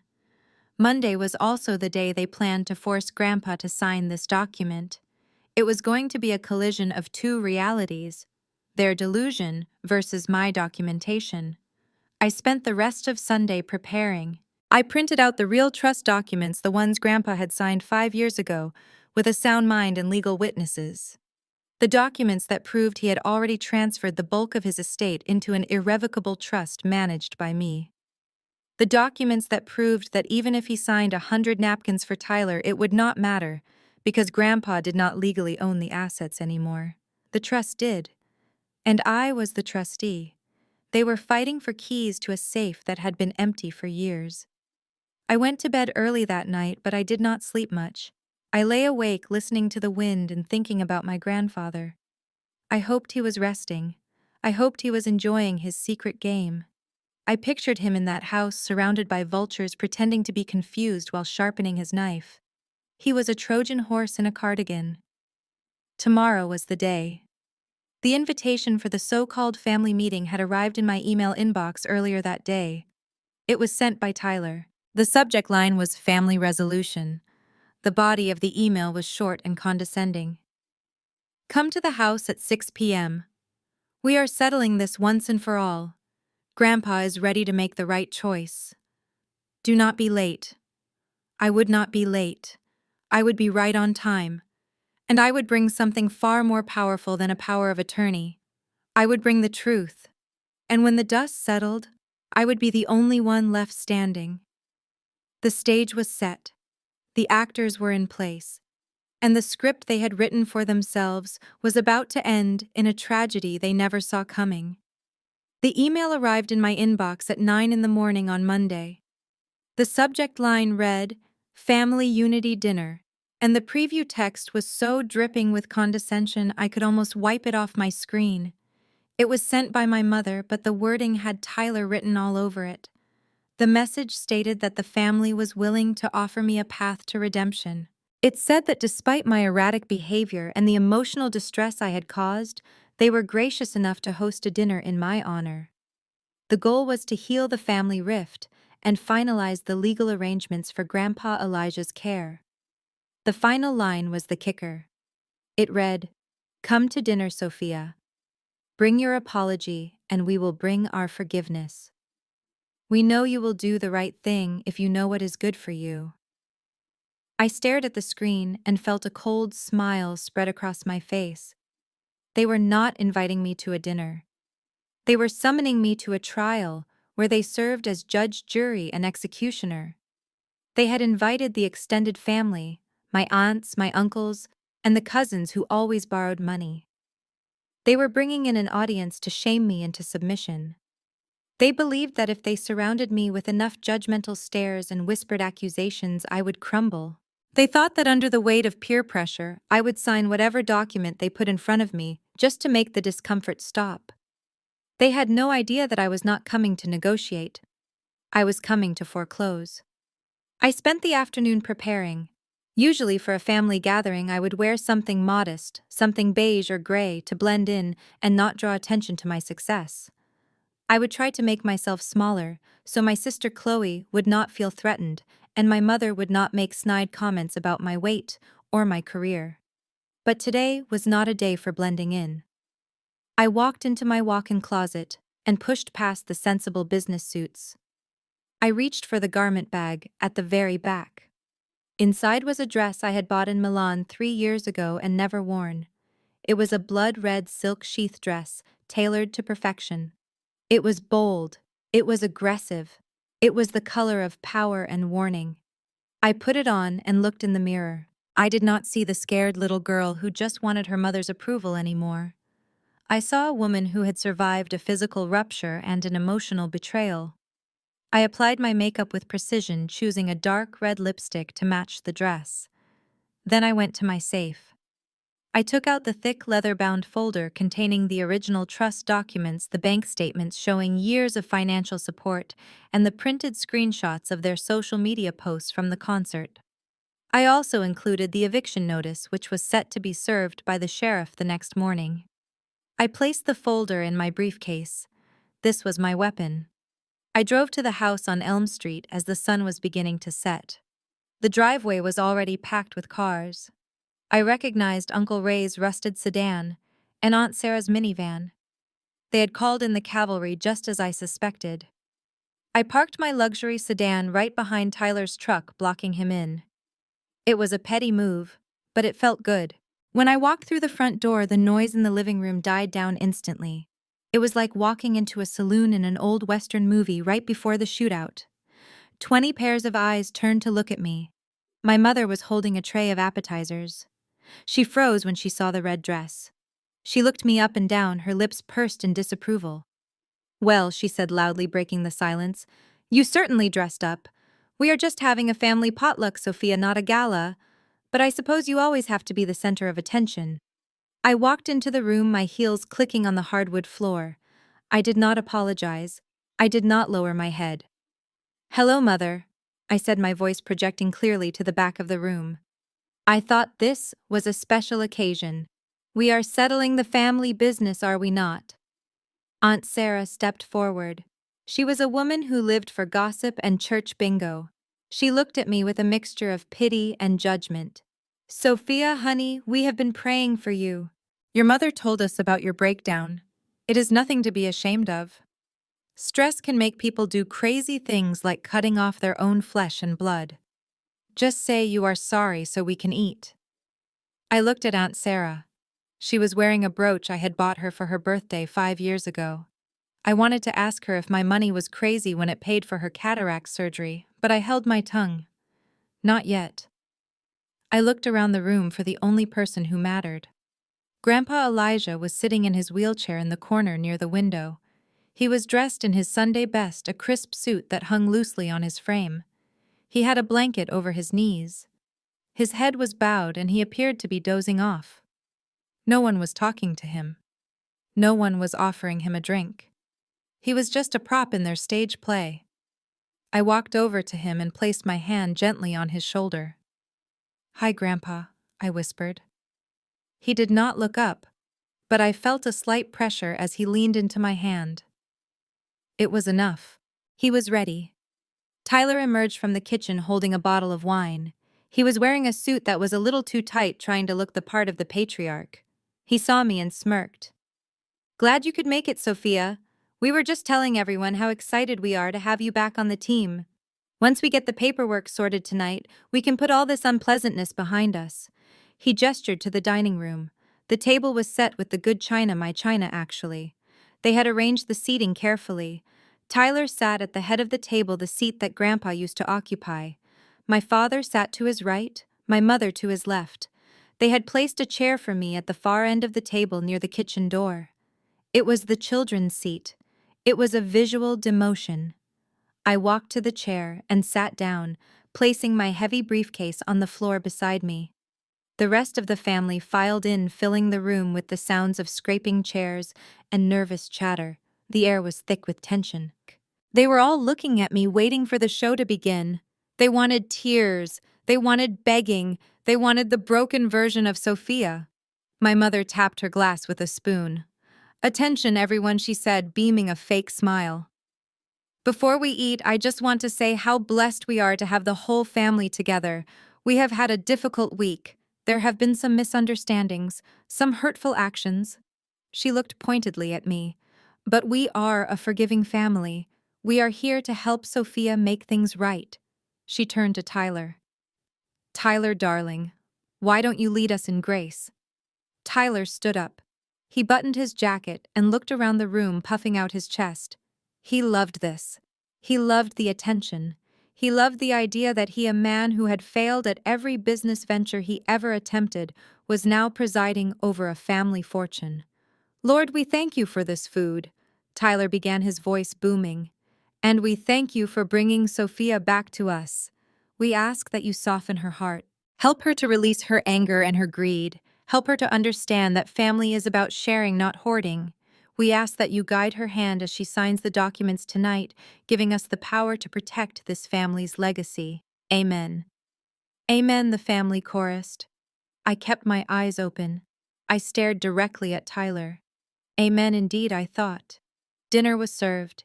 It was roast chicken and vegetables. My mother had made my favorite stuffing, a clear attempt at manipulation. "See, we cooked for you. See how much we love you." As we ate, the attacks began. It started subtly. Uncle Ray leaned over. "So, Sophia, I hear you tried to cancel your parents' credit cards. That is a dangerous game to play with the elderly. What if they had an emergency?" I cut a piece of chicken. "If they had an emergency, they could call 911, Uncle Ray. The credit cards were for luxury goods. I hardly think a lack of designer handbags constitutes a medical crisis." Chloe chimed in from across the table. She was picking at her food, looking at me with wide, innocent eyes. "It is not just the cards, Sophia. It is the principle. You have so much. You live in that big house all alone. Why are you so obsessed with controlling everything? Tyler just wants to help take the burden off you. You look tired. You look old. Maybe you should take a sabbatical and let the men handle the finances." The men. I looked at my father, who was staring at his plate, refusing to meet my eyes. I looked at Tyler, who was drinking his third glass of wine. I looked at Grandpa Elijah, who was slowly eating his mashed potatoes, his hand trembling just enough to sell the act. I wiped my mouth with the napkin and set it down on the table. It was time. "I am glad you brought that up, Chloe," I said, my voice cutting through the clatter of silverware. "I am tired. I am tired of carrying people who have two perfectly good legs but refuse to walk. I am tired of being the bank for a family that treats me like a teller." The room went silent. My mother gasped. "Sophia, do not start a scene. We have guests." "I am not starting a scene, Mother," I said, reaching down and lifting my briefcase onto the table. "I am finishing one. You invited me here to sign a document. You want me to sign over control of Grandpa's estate to Tyler. You want me to apologize for cutting off your funds. You want to humiliate me in front of the family so I will fall back in line." I opened the briefcase. The click of the latches sounded like gunshots in the quiet room. "But there is something you need to know before we proceed." I continued, pulling out the thick stack of papers. "You are laboring under a delusion. You think you are sitting in a house you own. You think you are spending money that belongs to Grandpa. And you think that because I am a woman, and because I am your daughter, I will let you steal it. I stood up. The red dress caught the light. I felt 10 feet tall. Tyler stood up too, his face flushing red. Sit down, Sophia. You are embarrassing yourself. Just give me the papers. I looked at him. I looked at the aunts and uncles who were now watching with open mouths. And then I looked at Grandpa. Grandpa, I said softly, are you done with your potatoes? Grandpa Elijah stopped eating. He slowly placed his fork on the plate. He took a sip of water, and then he lifted his head. The vacancy in his eyes vanished. The tremor in his hands disappeared. He sat up straight, his spine aligning with the dignity of a king. He looked at Tyler with a gaze so sharp it could cut glass. I am done, Sophia, he said, his voice strong and clear, ringing out in the silent room. I think it is time for dessert. My mother dropped her fork. My father turned pale. Tyler looked like he had seen a ghost. I smiled. The trap was sprung. The dinner was over. The trial was about to begin. The air in the room was so thick with judgment I could almost taste it.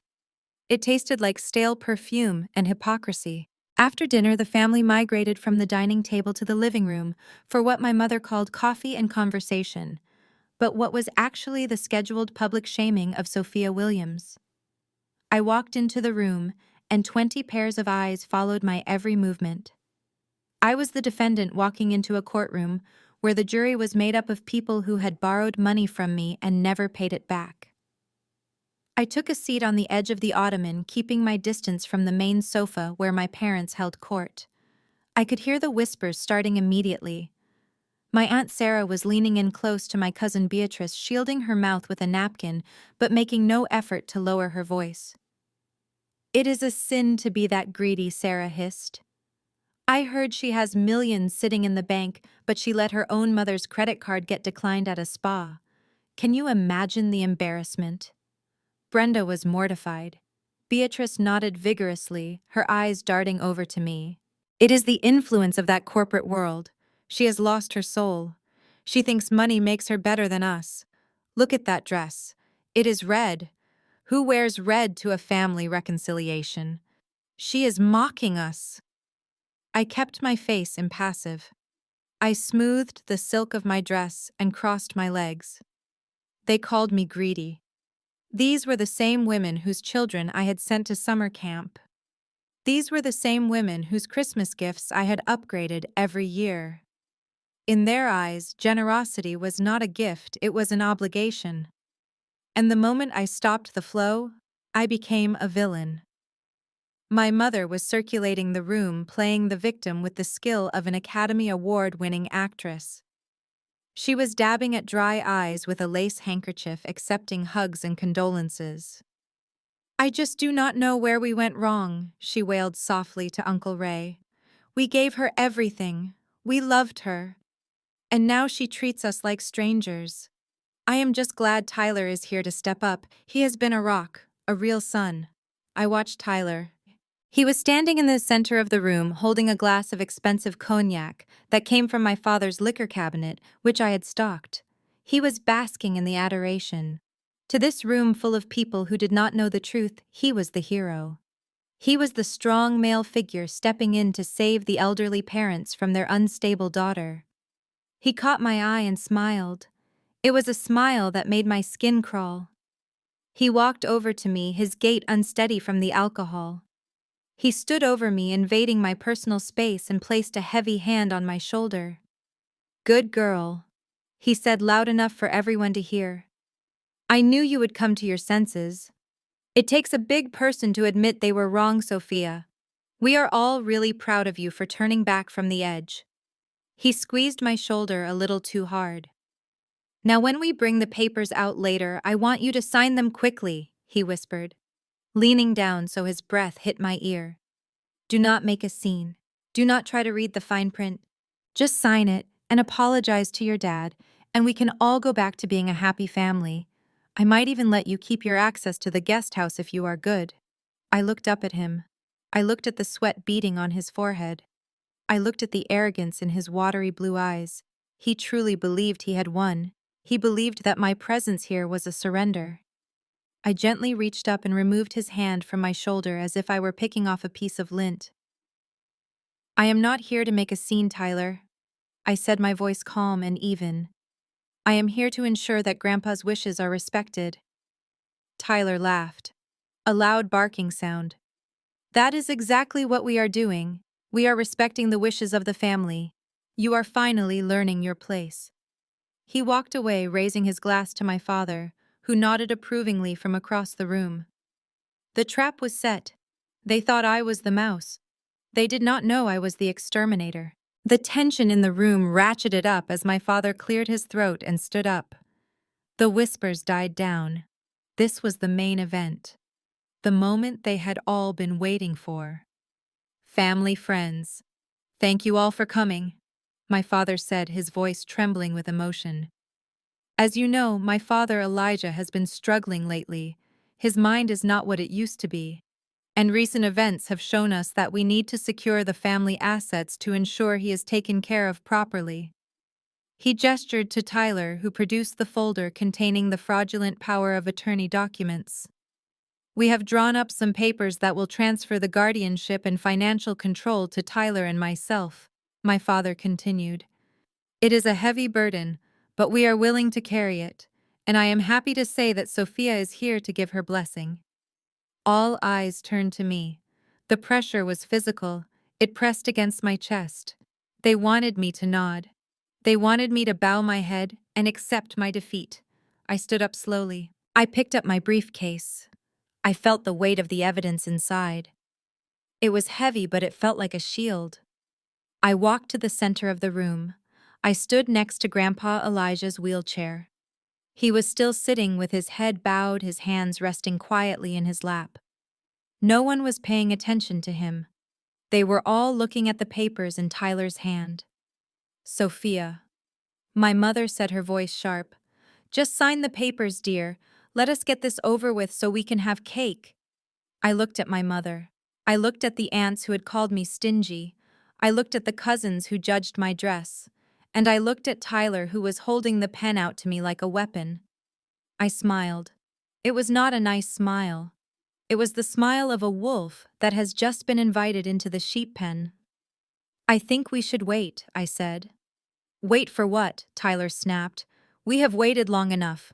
Sign the damn paper. I looked down at my grandfather. I saw his finger twitch. I saw his breathing change.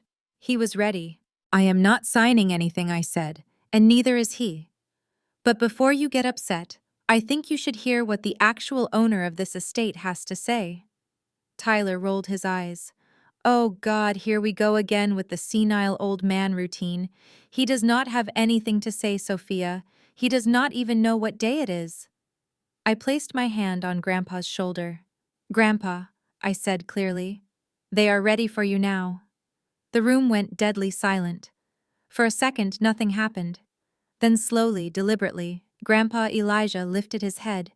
He did not look confused. He did not look weak. He looked furious. The transformation was so sudden that Aunt Sarah gasped and dropped her wineglass. It shattered on the floor, but no one looked at it. They were too busy looking at the man they had written off. Grandpa Elijah looked at Tyler. He looked at the papers, and then he spoke. His voice was not the whisper of an invalid. It was the roar of a lion. I know exactly what day it is, Tyler, he said. It is the day you get the hell out of my house. The silence that followed was absolute. It was the silence of a bomb that has just detonated and sucked all the oxygen out of the room. Tyler dropped the pen. My mother grabbed her chest, and I just stood there in my red dress and watched the world burn. The sound of my grandfather telling Tyler to get out of his house should have been the end of the argument. In any sane world, that command from the patriarch would have sent shivers down their spines. But my family did not live in a sane world. They lived in a world constructed of denial and greed, and when reality tried to break in, they simply shouted louder to drown it out. For a heartbeat, the room was silent. Then my mother Brenda let out a wail that sounded like a wounded animal. It was a sharp, piercing sound that shattered the moment of truth. She threw herself onto the ottoman next to Grandpa, ignoring his glare, and grabbed his hand, clutching it to her chest. "Oh, Daddy!" she sobbed, her voice trembling with a performance worthy of Broadway. "Look at what she has done to you. Look at how confused you are. You do not mean that. You do not want Tyler to leave. Tyler is the only one helping us. It is Sophia. It is that poison she has been whispering in your ear." She turned to face the room of relatives, tears streaming down her face, ruining her expensive foundation. She pointed a shaking finger at me. "This is what I was trying to protect you all from," she screamed. "This is why we need the power of attorney. Sophia has not just abandoned us. She has been stealing from him." A collective gasp went through the room. The accusation hung in the air like toxic smoke. I did not flinch. I sat perfectly still in my red dress, lifting my wineglass to my lips. The Merlot was dry and rich, and I took a slow, deliberate sip, letting the silence stretch out, letting her lie expand until it filled every corner of the room. "Stealing!" Aunt Sarah whispered, her hand flying to her mouth. "Surely not. Sophia has her own money. That is what she wants you to think," my mother yelled, standing up now, fueling herself with her own fabrication. "Where do you think her money comes from? She is a single woman. How does she afford that mansion? How does she afford those cars? She says she is a CFO, but have you ever seen her office? Number. She has been siphoning money from Dad's accounts for years. She tricked him into signing things when his mind started to go. She has been living like a queen on his legacy while we struggle to buy groceries. It was a breathtaking lie. It was so audacious that I almost admired the creativity. She was taking her own financial crimes and projecting them onto me.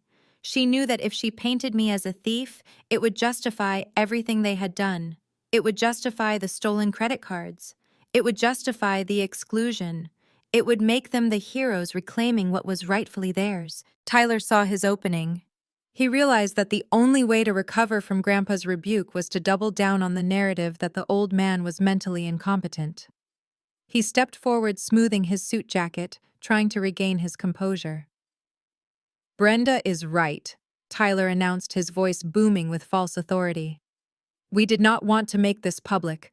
We wanted to handle this quietly to save Sophia the embarrassment. But you leave us no choice." He walked over to where I was sitting. He loomed over me, trying to use his height to intimidate me. I did not look up. I just watched the wine swirl in my glass. "We have seen the statements. Sophia Tyler lied. We know about the transfers. You have drained the liquidity from the estate. That is why you are so afraid of me getting power of attorney, because you know that the minute I have forensic accountants look at the books, you are going to jail." The word jail sent a ripple of excitement through the cousins. They were leaning forward, hungry for the drama. They were witnessing the takedown of the successful cousin, the one who made them feel inadequate, and they were loving every second of it. Tyler turned back to Grandpa. He picked up the document from the table. He uncapped the pen again. He knelt down beside the wheelchair, placing himself between Grandpa and me, physically blocking my view. "Grandpa, listen to me," Tyler said, his voice dropping to a condescending soothe. "I know you are confused. I know Sophia has told you terrible lies about us. But we are your family. We are the ones who are here every day. We are the ones who love you. You need to sign this so I can protect you from her. She is a thief, Grandpa. She is trying to leave you penniless." I watched Grandpa's face. He was breathing hard, his nostrils flaring. He looked at Tyler with a mixture of disgust and disbelief. But Tyler kept pushing the paper into his hands, pressing the pen against his fingers. "Just sign right here," Tyler urged. "Just one signature and we can stop her. We can get your money back. We can kick her out and be a happy family again. Just trust me." The atmosphere in the room was pulled tight as a violin string about to snap. My father, Marcus, who had been quiet until now, stood up and walked over to join the circle of pressure. "Do it, Dad," my father said, his voice cracking. "Do not let her win. She thinks she is better than us. She thinks she can buy and sell us. Show her who is boss. Sign the paper." They were surrounding him. 3 vultures circling a man they thought was a carcass. My mother was crying, my father was begging, Tyler was forcing, and the relatives were watching, judging, whispering. I set my wine glass down on the table with a soft click. The sound was small, but in the charged silence it was distinct. I looked at my watch.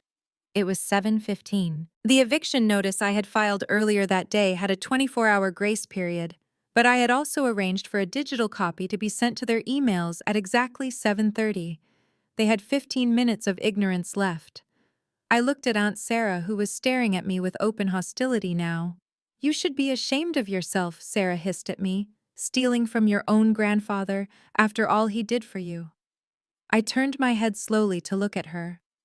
"And you, Aunt Sarah?" I said, my voice calm, but carrying to the back of the room.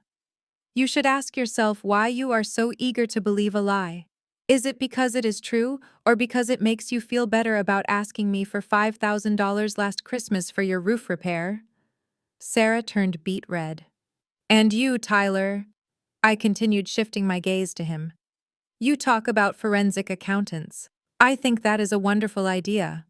I think we should definitely have someone look at the books. Specifically, the unauthorized withdrawals from the joint account I shared with my parents. The withdrawals that match the exact price of your new golf clubs and the down payment on that truck you no longer own." Tyler stood up abruptly, turning to face me. His face was twisted with rage. "Shut up," he screamed. "You are lying. You are just trying to confuse him." He turned back to Grandpa, desperate now. He grabbed Grandpa's hand and tried to force the pen into it. "Sign it," Tyler yelled, losing all pretense of kindness. "Sign it now, you old fool, before she ruins everything." My mother stopped crying instantly. She leaned in, her eyes wide and manic. "Make him sign, Tyler. Just grab his hand." It was violence now. It was no longer a family meeting. It was a robbery in progress. They were physically assaulting an 85-year-old man in front of 20 witnesses because they were terrified of the truth. I stood up. I did not rush. I simply stood and smoothed my dress. "That is enough," I said. Tyler ignored me. He was pressing the pen point into the paper so hard it was tearing. Grandpa was pulling his hand back, his face turning red with exertion. I said, "That is enough." I repeated, my voice dropping an octave into the tone I used when I fired incompetent executives. I reached into my briefcase. I bypassed the eviction notice. I bypassed the bank statements. I pulled out a single blue folder. It was old. The edges were worn. It was the original trust document. I walked over to the table. I did not push Tyler away. I simply tossed the blue folder onto the center of the dining table. It landed with a heavy thud, sliding across the polished wood and coming to rest right in front of my father. "You want to talk about stealing?" I asked. "You want to talk about ownership? Go ahead, Dad. Open it. Read the first page. Read the date."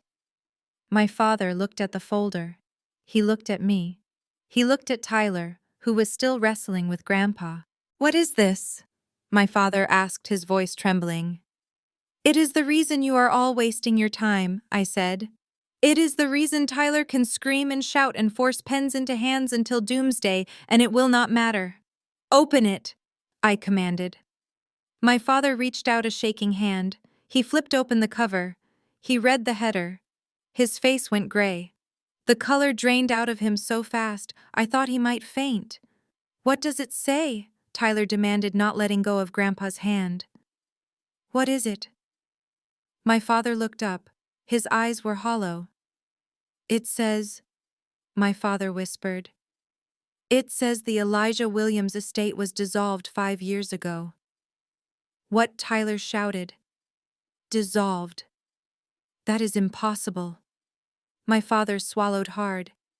"It says all assets, every property, every account, were transferred into an irrevocable trust." "And who is the trustee?" Tyler screamed. "Who controls it?" My father looked at me. The look was one of pure horror. "Sophia," he whispered. "It is Sophia. She owns everything. She has owned everything for 5 years." The room went silent again, but this time it was the silence of a grave. Tyler let go of Grandpa's hand. The pen clattered to the floor. I picked up my wine glass again. I took another sip. I turned to my grandfather, who was rubbing his wrist where Tyler had grabbed him. "Are you okay, Grandpa?"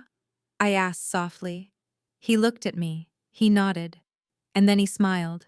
A real, genuine smile. "I am fine, Sophia," he said, his voice strong. "I was just waiting for you to drop the hammer." I turned back to the frozen room. "The hammer has dropped," I said. "And now we are going to talk about who is stealing from whom. And Tyler, I suggest you pick up that pen. You are going to need it to sign your divorce papers." The silence in the dining room was not empty. It was heavy and suffocating, like the air before a tornado touches down. My father Marcus was staring at the blue folder I had tossed onto the table, his hands trembling as if he were holding a live grenade. My mother Brenda had gone pale, her mouth opening and closing like a fish out of water, unable to form words. But Tyler was the only one who refused to accept the shift in atmospheric pressure. He was a man possessed by greed and desperation, and he was not going to let a piece of paper or a revelation stop him from claiming what he believed was his birthright. He turned back to Grandpa Elijah, ignoring the folder entirely. He gripped Grandpa's shoulder with painful force, his knuckles turning white. "Ignore her!" Tyler shouted, his voice cracking with hysteria. "She is lying, Grandpa. She printed that fake document at home. She is just trying to trick you again. Sign the paper. Do it now. Do not look at her. Look at me. I am the one taking care of you. Sign it." Tyler tried to force the pen back into Grandpa's hand, jamming the plastic barrel against the old man's fingers. It was a violation. It was the ugly, raw face of elder abuse masked as urgency. The aunts and uncles gasped, but no one moved to stop him. They were too paralyzed by the shock of the moment. But they did not need to interfere, because the lion had woken up. Grandpa Elijah did not take the pen. Instead, with a speed and strength that defied his 85 years, he brought his arm up and shoved Tyler backwards. It was a hard, violent push squarely in the chest. Tyler, who was off balance and drunk on his own arrogance, stumbled back, tripping over his own feet and crashing into the sideboard. The expensive vase sitting there wobbled but did not fall. Tyler, however, looked like he had been struck by lightning. "Get your hands off me, boy." The voice that came out of my grandfather's mouth was not the mumbling whisper we had heard for the last year. It was a deep, resonant baritone that shook the crystal glasses on the table. It was the voice of the man who had built a construction empire in the segregated South. It was the voice of authority. Grandpa gripped the arms of his wheelchair. My father started to move forward, perhaps to help him, but Grandpa shot him a look that froze him in his tracks. Slowly, painfully, but with immense dignity, Grandpa pushed himself up. He stood. He stood straight, his spine uncurling from the hunch he had adopted as a disguise. He towered over the table. He was 6 feet tall, and in that moment he looked like a giant. He smoothed his suit jacket. He adjusted his cuffs. And then he looked around the room, making eye contact with every single person who had dismissed him. "You all think I am deaf," Grandpa said, his voice steady and cold. "You think because my legs are tired, my brain is soft. You think you can talk about me like I am a piece of furniture in my own house." He turned his gaze to my mother. Brenda shrank back into her chair, terrified. "I heard you," Brenda, Grandpa said, pointing a long finger at her. "I heard you on the phone with your friends complaining that I was taking too long to die. I heard you telling them that you had already picked out the curtains for my bedroom once I was gone." My mother let out a choked sob, but Grandpa did not stop. He turned to my father. "And you, Marcus, my own son. I sat right there in that chair and watched you let your son-in-law insult me. I watched you hand over your dignity to a man who has never worked an honest day in his life. You sat there and planned how to carve up my legacy while I was sitting right in front of you eating my oatmeal." Then he turned to Tyler, who was picking himself up off the floor, his face a mask of shock and rage. And you, Grandpa said, his voice dropping to a dangerous growl. You think you are the man of this house. You think you are the protector. Grandpa laughed, a dry, humorless sound. I am old, Tyler, but I am not stupid. I saw what you did last week. I saw my granddaughter call this house from an ambulance. I saw her begging for help because she was bleeding internally. And I saw you laugh. I saw you tell my daughter to ignore her. I saw you pack your bags and leave for a concert while Sophia lay on an operating table. The room was deadly quiet. The relatives looked at each other uneasy. They had heard the rumors, but hearing it confirmed by the patriarch was different. You abandoned her! Grandpa shouted, his voice rising. You abandoned the only person in this family who has ever put a single dime of honest money into this household. You left her to die so you could drink champagne and pretend to be rich. Tyler sputtered, his face turning red. We did not know it was serious. She is always dramatic. We were just trying to live our lives. Live your lives, Grandpa mocked. You are not living your lives. You are living her life.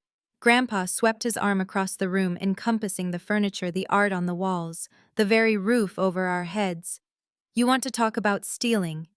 You accuse Sophia of stealing from me. Let me tell you something that is going to keep you awake for the rest of your miserable life. He walked over to the table and slammed his hand down on the blue folder. This house, Grandpa announced. The one you are sitting in, the one you are terrified of losing. I lost this house 10 years ago. I made bad investments. The bank was coming to foreclose on Monday morning.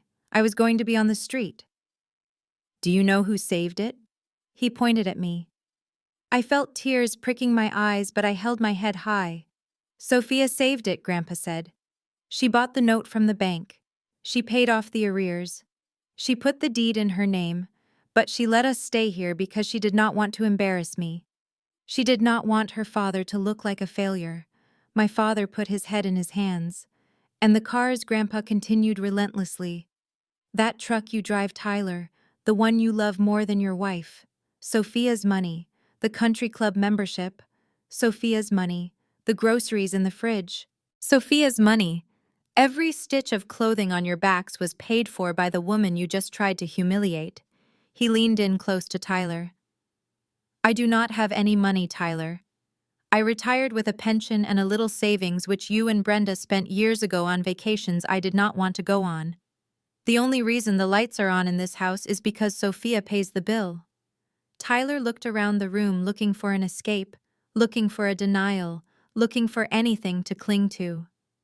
No, he stammered. That is a lie. The trust. The family trust. There are millions in there. You told me.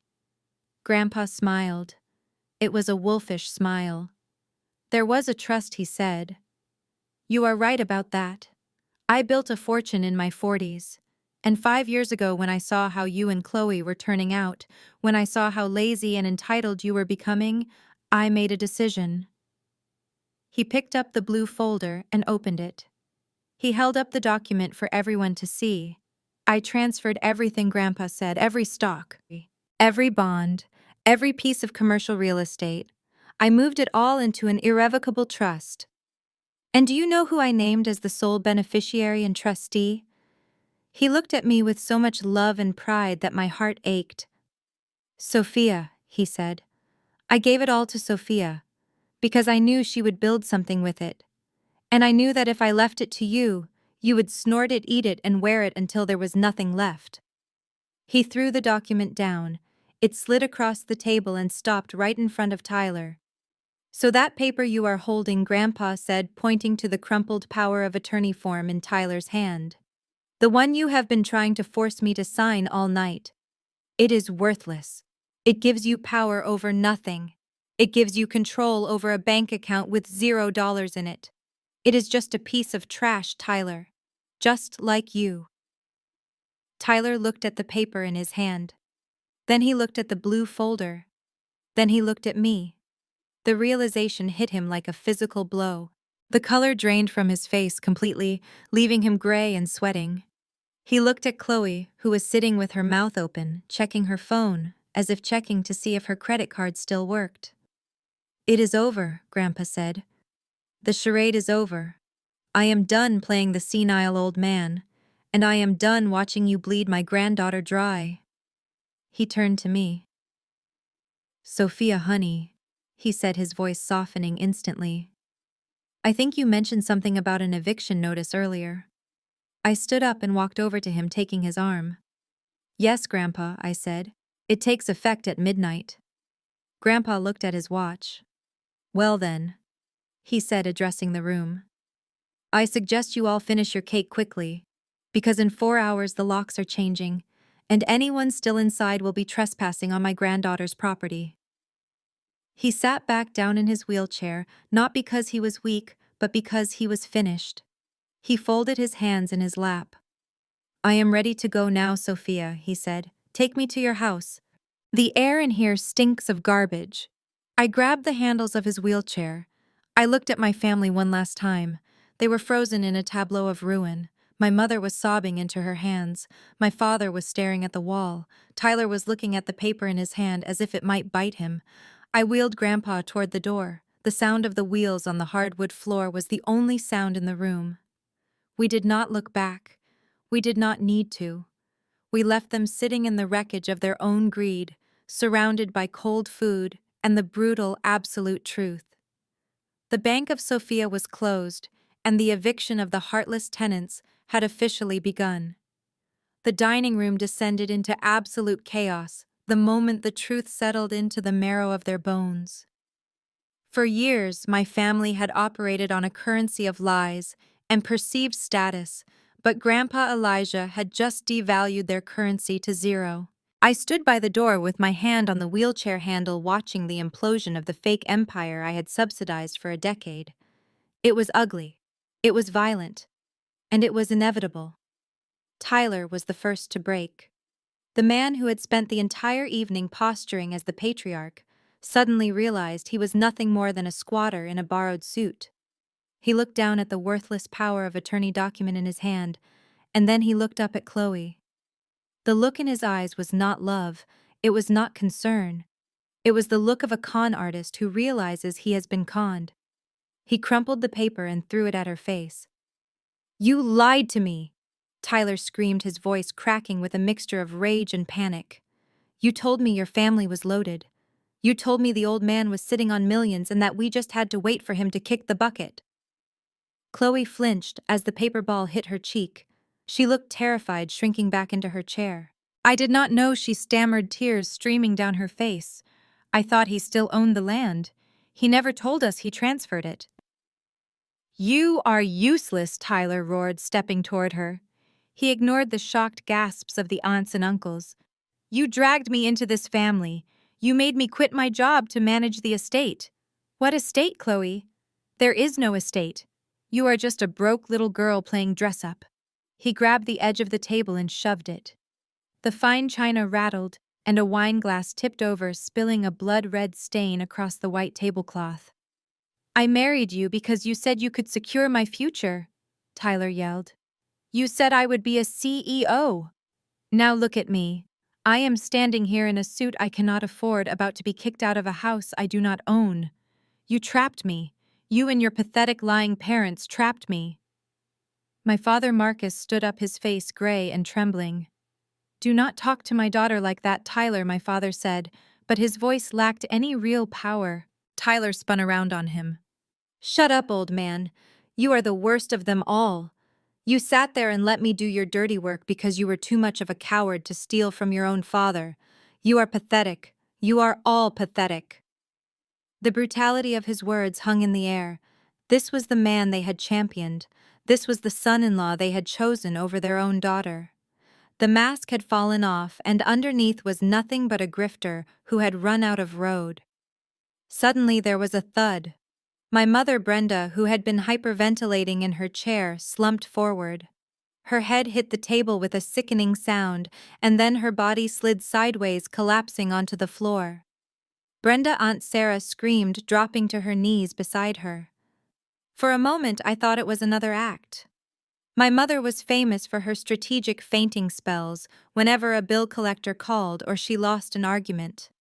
But as I looked at her lying on the Persian rug, her skin pale and clammy, I realized this was real. This was the shock of losing her social standing, the terror of poverty, and the humiliation of being exposed had caused her system to shut down. "Call 911, Uncle Ray shouted, fumbling for his phone. My father dropped to his knees beside her, patting her cheek frantically. "Brenda, wake up! Brenda, please!" I watched them. I felt a flicker of pity, but it was distant, like watching a stranger on the news. I did not move to help. I was not a doctor. I was not her caretaker. I was the landlord, and I had business to finish. I reached into my briefcase and pulled out the white envelopes I had prepared. I walked over to the table, stepping around the chaos of my mother's unconscious form. I placed the envelopes down on the stained tablecloth right next to where my father was kneeling. "You can call the ambulance," I said, my voice cutting through the panic. "But while you are waiting, you need to read this." My father looked up at me, tears in his eyes. "Sophia, your mother is unconscious. How can you be so cold?" "I am not being cold, Dad," I said. "I am being practical. That envelope contains a formal eviction notice. It states that Marcus and Brenda Williams, along with any other unauthorized occupants, have exactly 30 days to vacate the premises located at 45 Elm Street." My father stared at me as if I had grown a second head. "You are kicking us out. But where will we go?" "That is not my problem," I said. "You have 30 days. I suggest you use them to find a rental that fits your actual budget. I will be listing this property for sale on the 1st of the month. The realtor will be coming by on Monday to take photos, so I expect the place to be clean." I turned away from him and focused my attention on Tyler. He was standing by the window, breathing heavily, his face twisted into a snarl. He looked like a cornered animal. "And you," I said, stepping toward him, "you do not get 30 days. You are not on the lease. You are a guest who has overstayed his welcome by about 5 years." I held out my hand. "The keys." "Tyler, give me the keys to my truck." Tyler laughed, a manic sound that lacked any humor. "You are crazy if you think I am walking out of here," he spat. "That is my truck. I customized it. I put money into it." "You put my money into it," I corrected him. "And now I am taking it back. Hand them over or I will report it stolen. The title is in my name, the insurance is in my name. To the law, you are just a car thief in a cheap suit." Tyler's eyes darted around the room. He saw the judgment on the faces of the relatives. He saw his wife crying in the corner. He saw his mother-in-law passed out on the floor. He realized he had lost the audience. He reached into his pocket and pulled out the key fob. He held it tightly, his knuckles white. "You want the keys?" he sneered. "Fine." He drew his arm back as if to throw them at my face. But then a darker look crossed his eyes. He lunged. He did not throw the keys. He charged at me. His hands were curled into fists, and he let out a guttural roar of frustration. "I am going to kill you," he screamed. "You ruined everything." The aunt screamed. My father shouted, but I did not flinch. I did not step back, because I knew something they did not. I knew that 5 minutes ago, when Grandpa dropped the bomb, I had sent a text message to the private security detail I had hired to wait outside. Just as Tyler reached me, the front door burst open. "Police, drop it." 2 uniformed officers and 2 private security guards stormed into the room. They moved with a speed and efficiency that was terrifying to behold. Tyler froze mid-lunge, his fist raised. He looked at the officers, and the color drained from his face for the second time that night. "Step away from her," the lead officer commanded, his hand resting on his holster. Tyler slowly lowered his hand. He looked at me, and for the first time I saw true fear in his eyes. He realized that I was not playing a game. I had anticipated his violence. I had prepared for his rage. I was 10 steps ahead. The officer stepped forward and grabbed Tyler's arm, twisting it behind his back. "Tyler Davis, you are being detained for attempted assault and making terroristic threats," the officer said as he clicked the handcuffs onto Tyler's wrists. "You cannot do this," Tyler yelled, struggling against the grip. "This is a family matter. She provoked me." It ceased to be a family matter when you raised your fist against the property owner, I said calmly. I walked over to where the officer was holding him. I reached into Tyler's pocket and pulled out the keys he had refused to give up. Thank you, officer, I said. I would like to press charges, and I want him removed from the property immediately. Get him out of here. The officer nodded to his partner. They dragged Tyler toward the door. He was kicking and screaming, shouting obscenities at Chloe, at me, at the world. Chloe, I am divorcing you, he screamed as they hauled him out. You are worthless. Do you hear me? Worthless. Chloe sobbed louder, curling into a ball in her chair. The room fell silent again, save for the sound of my mother's ragged breathing and the distant siren of the approaching ambulance. I stood in the center of the wreckage. The dining table was a mess. The family was shattered. The false idols had been toppled. I looked at the relatives. They were staring at me with a mixture of fear and awe. They realized now that the power had shifted. The bank was closed, and the new management was not accepting excuses. I turned to the officer who remained. Please ensure that everyone else leaves the property once the ambulance departs, I said. I will be taking my grandfather home with me. He is the only family I have left. I walked back to the wheelchair where Grandpa Elijah sat. He was watching me with a look of profound pride. He reached out and took my hand, giving it a firm squeeze. You did good, kid, he whispered. You cleaned house. I smiled at him. It was a sad smile, but it was genuine. Let us go home, Grandpa, I said. I pushed his wheelchair out of the room, past my weeping father, past my unconscious mother, and out into the cool night air. The flashing lights of the police car illuminated the driveway, casting long shadows against the house that was no longer a home. I took a deep breath. The air tasted sweet. It tasted like freedom. The empire of lies had fallen, and from the rubble I was going to build something real. 30 days is a strange amount of time. In the grand scheme of the universe, it is nothing but a blink of an eye. But in the timeline of my life, the last 30 days have been an era of reconstruction. The calendar on my wall says it has been exactly 1 month since the night of the dinner party, the night the police escorted Tyler out in handcuffs, and the night I wheeled my grandfather out of a house that was drowning in lies. I am sitting on the terrace of my new home. It is a sprawling villa in a gated community on the north side of the city, far away from the toxic memories of Elm Street. The morning sun is filtering through the oak trees, dappling the stone patio in warm light. The air smells of jasmine and freshly cut grass. For the first time in 10 years, the air does not smell of obligation. It does not smell of fear. The house on Elm Street is gone.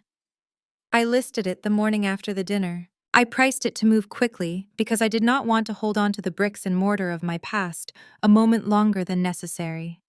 It sold in 2 weeks to a young couple who knew nothing of the screaming matches and the betrayal that had soaked into the walls. My parents vacated the property 3 days before closing. I did not go to say goodbye. My lawyer handled the walkthrough. He told me they took everything that wasn't nailed down, including the light bulbs. I told him I didn't care. They could have the light bulbs. I had the sun. My parents are now living in a small 2-bedroom apartment on the outskirts of town. Without my credit cards and without the monthly allowance, their lifestyle has collapsed like a soufflé in a cold oven. I hear through the grapevine that my father has had to come out of retirement to work as a greeter at a hardware store. I hear my mother has been banned from her spa because her check bounced. I do not feel happy about their struggle, but I do not feel guilty either. I feel neutral. It is the neutrality of a banker watching a bad investment finally be written off the books. My phone buzzes on the glass table beside me. I pick it up and look at the screen. It is a number I do not recognize, but I have an instinct about who it is. I slide my finger across the screen to answer. Hello, I say, my voice calm. Sophia, is that you? It is Chloe. Her voice is ragged thick with tears and panic. It is the same voice she used when she wanted money for concert tickets. It is the same voice she used when she lied on the live stream. Please do not hang up, Chloe sobs. I am at a Starbucks using their Wi-Fi because my phone service got cut off. Sophia, it is a nightmare. Tyler filed for divorce. I take a sip of my iced tea. I am not surprised. Tyler was a parasite looking for a host. Once he realized the host was dry, he moved on. He served me papers this morning. Chloe continues, her words tumbling out over each other. He is trying to take the car. He is saying I defrauded him. Sophia, I have nowhere to go. Mom and Dad do not have room for me in their apartment. I am sitting here with 3 suitcases. Please, Sophia, I know you have a big house, just for a few weeks, until I get back on my feet. I will do anything. I will help with the twins. I look out across the lawn. I see Mrs. Higgins pushing Maya on the swing set. I see the peace that surrounds my children, helping with the twins. The audacity is breathtaking. This is the woman who left those same twins at a daycare center while she went to a concert. This is the woman who watched me bleed and called me dramatic. Chloe, I say gently. Yes, Sophia, please. I am your sister. No, you are not, I say firmly. A sister is someone who shows up. A sister is someone who protects. You are just a woman I share DNA with. Sophia. Please, she wails. You are 28 years old, Chloe. You have a degree I paid for. You have limbs that work. I suggest you use them. Go to a shelter. Go to a friend. Go to work. But do not come here. But I have nobody, she screams. I know how that feels, I say. I felt that way in the ambulance. Goodbye, Chloe. I hang up the phone. I do not feel a pang of regret. I go into the settings and block the number. Then I block the entire area code just to be safe. It is the final stitch in the wound. The surgery is complete. I stand up and walk down the stone steps onto the grass. I walk toward the large oak tree in the center of the yard. Under the shade of its branches sits a chessboard set up on a small table. Grandpa Elijah is sitting there. He looks 10 years younger than he did a month ago. The hunch in his back is gone. His eyes are bright and alert. He is wearing a polo shirt and linen trousers, looking every bit the retired tycoon he is. Sitting across from him is Leo. My 4-year-old son is staring intently at the board, his brow furrowed in concentration. Grandpa watches him with a patience that is infinite. He does not rush him. He does not look at his phone. He is fully present. Move the knight, Leo Grandpa whispers.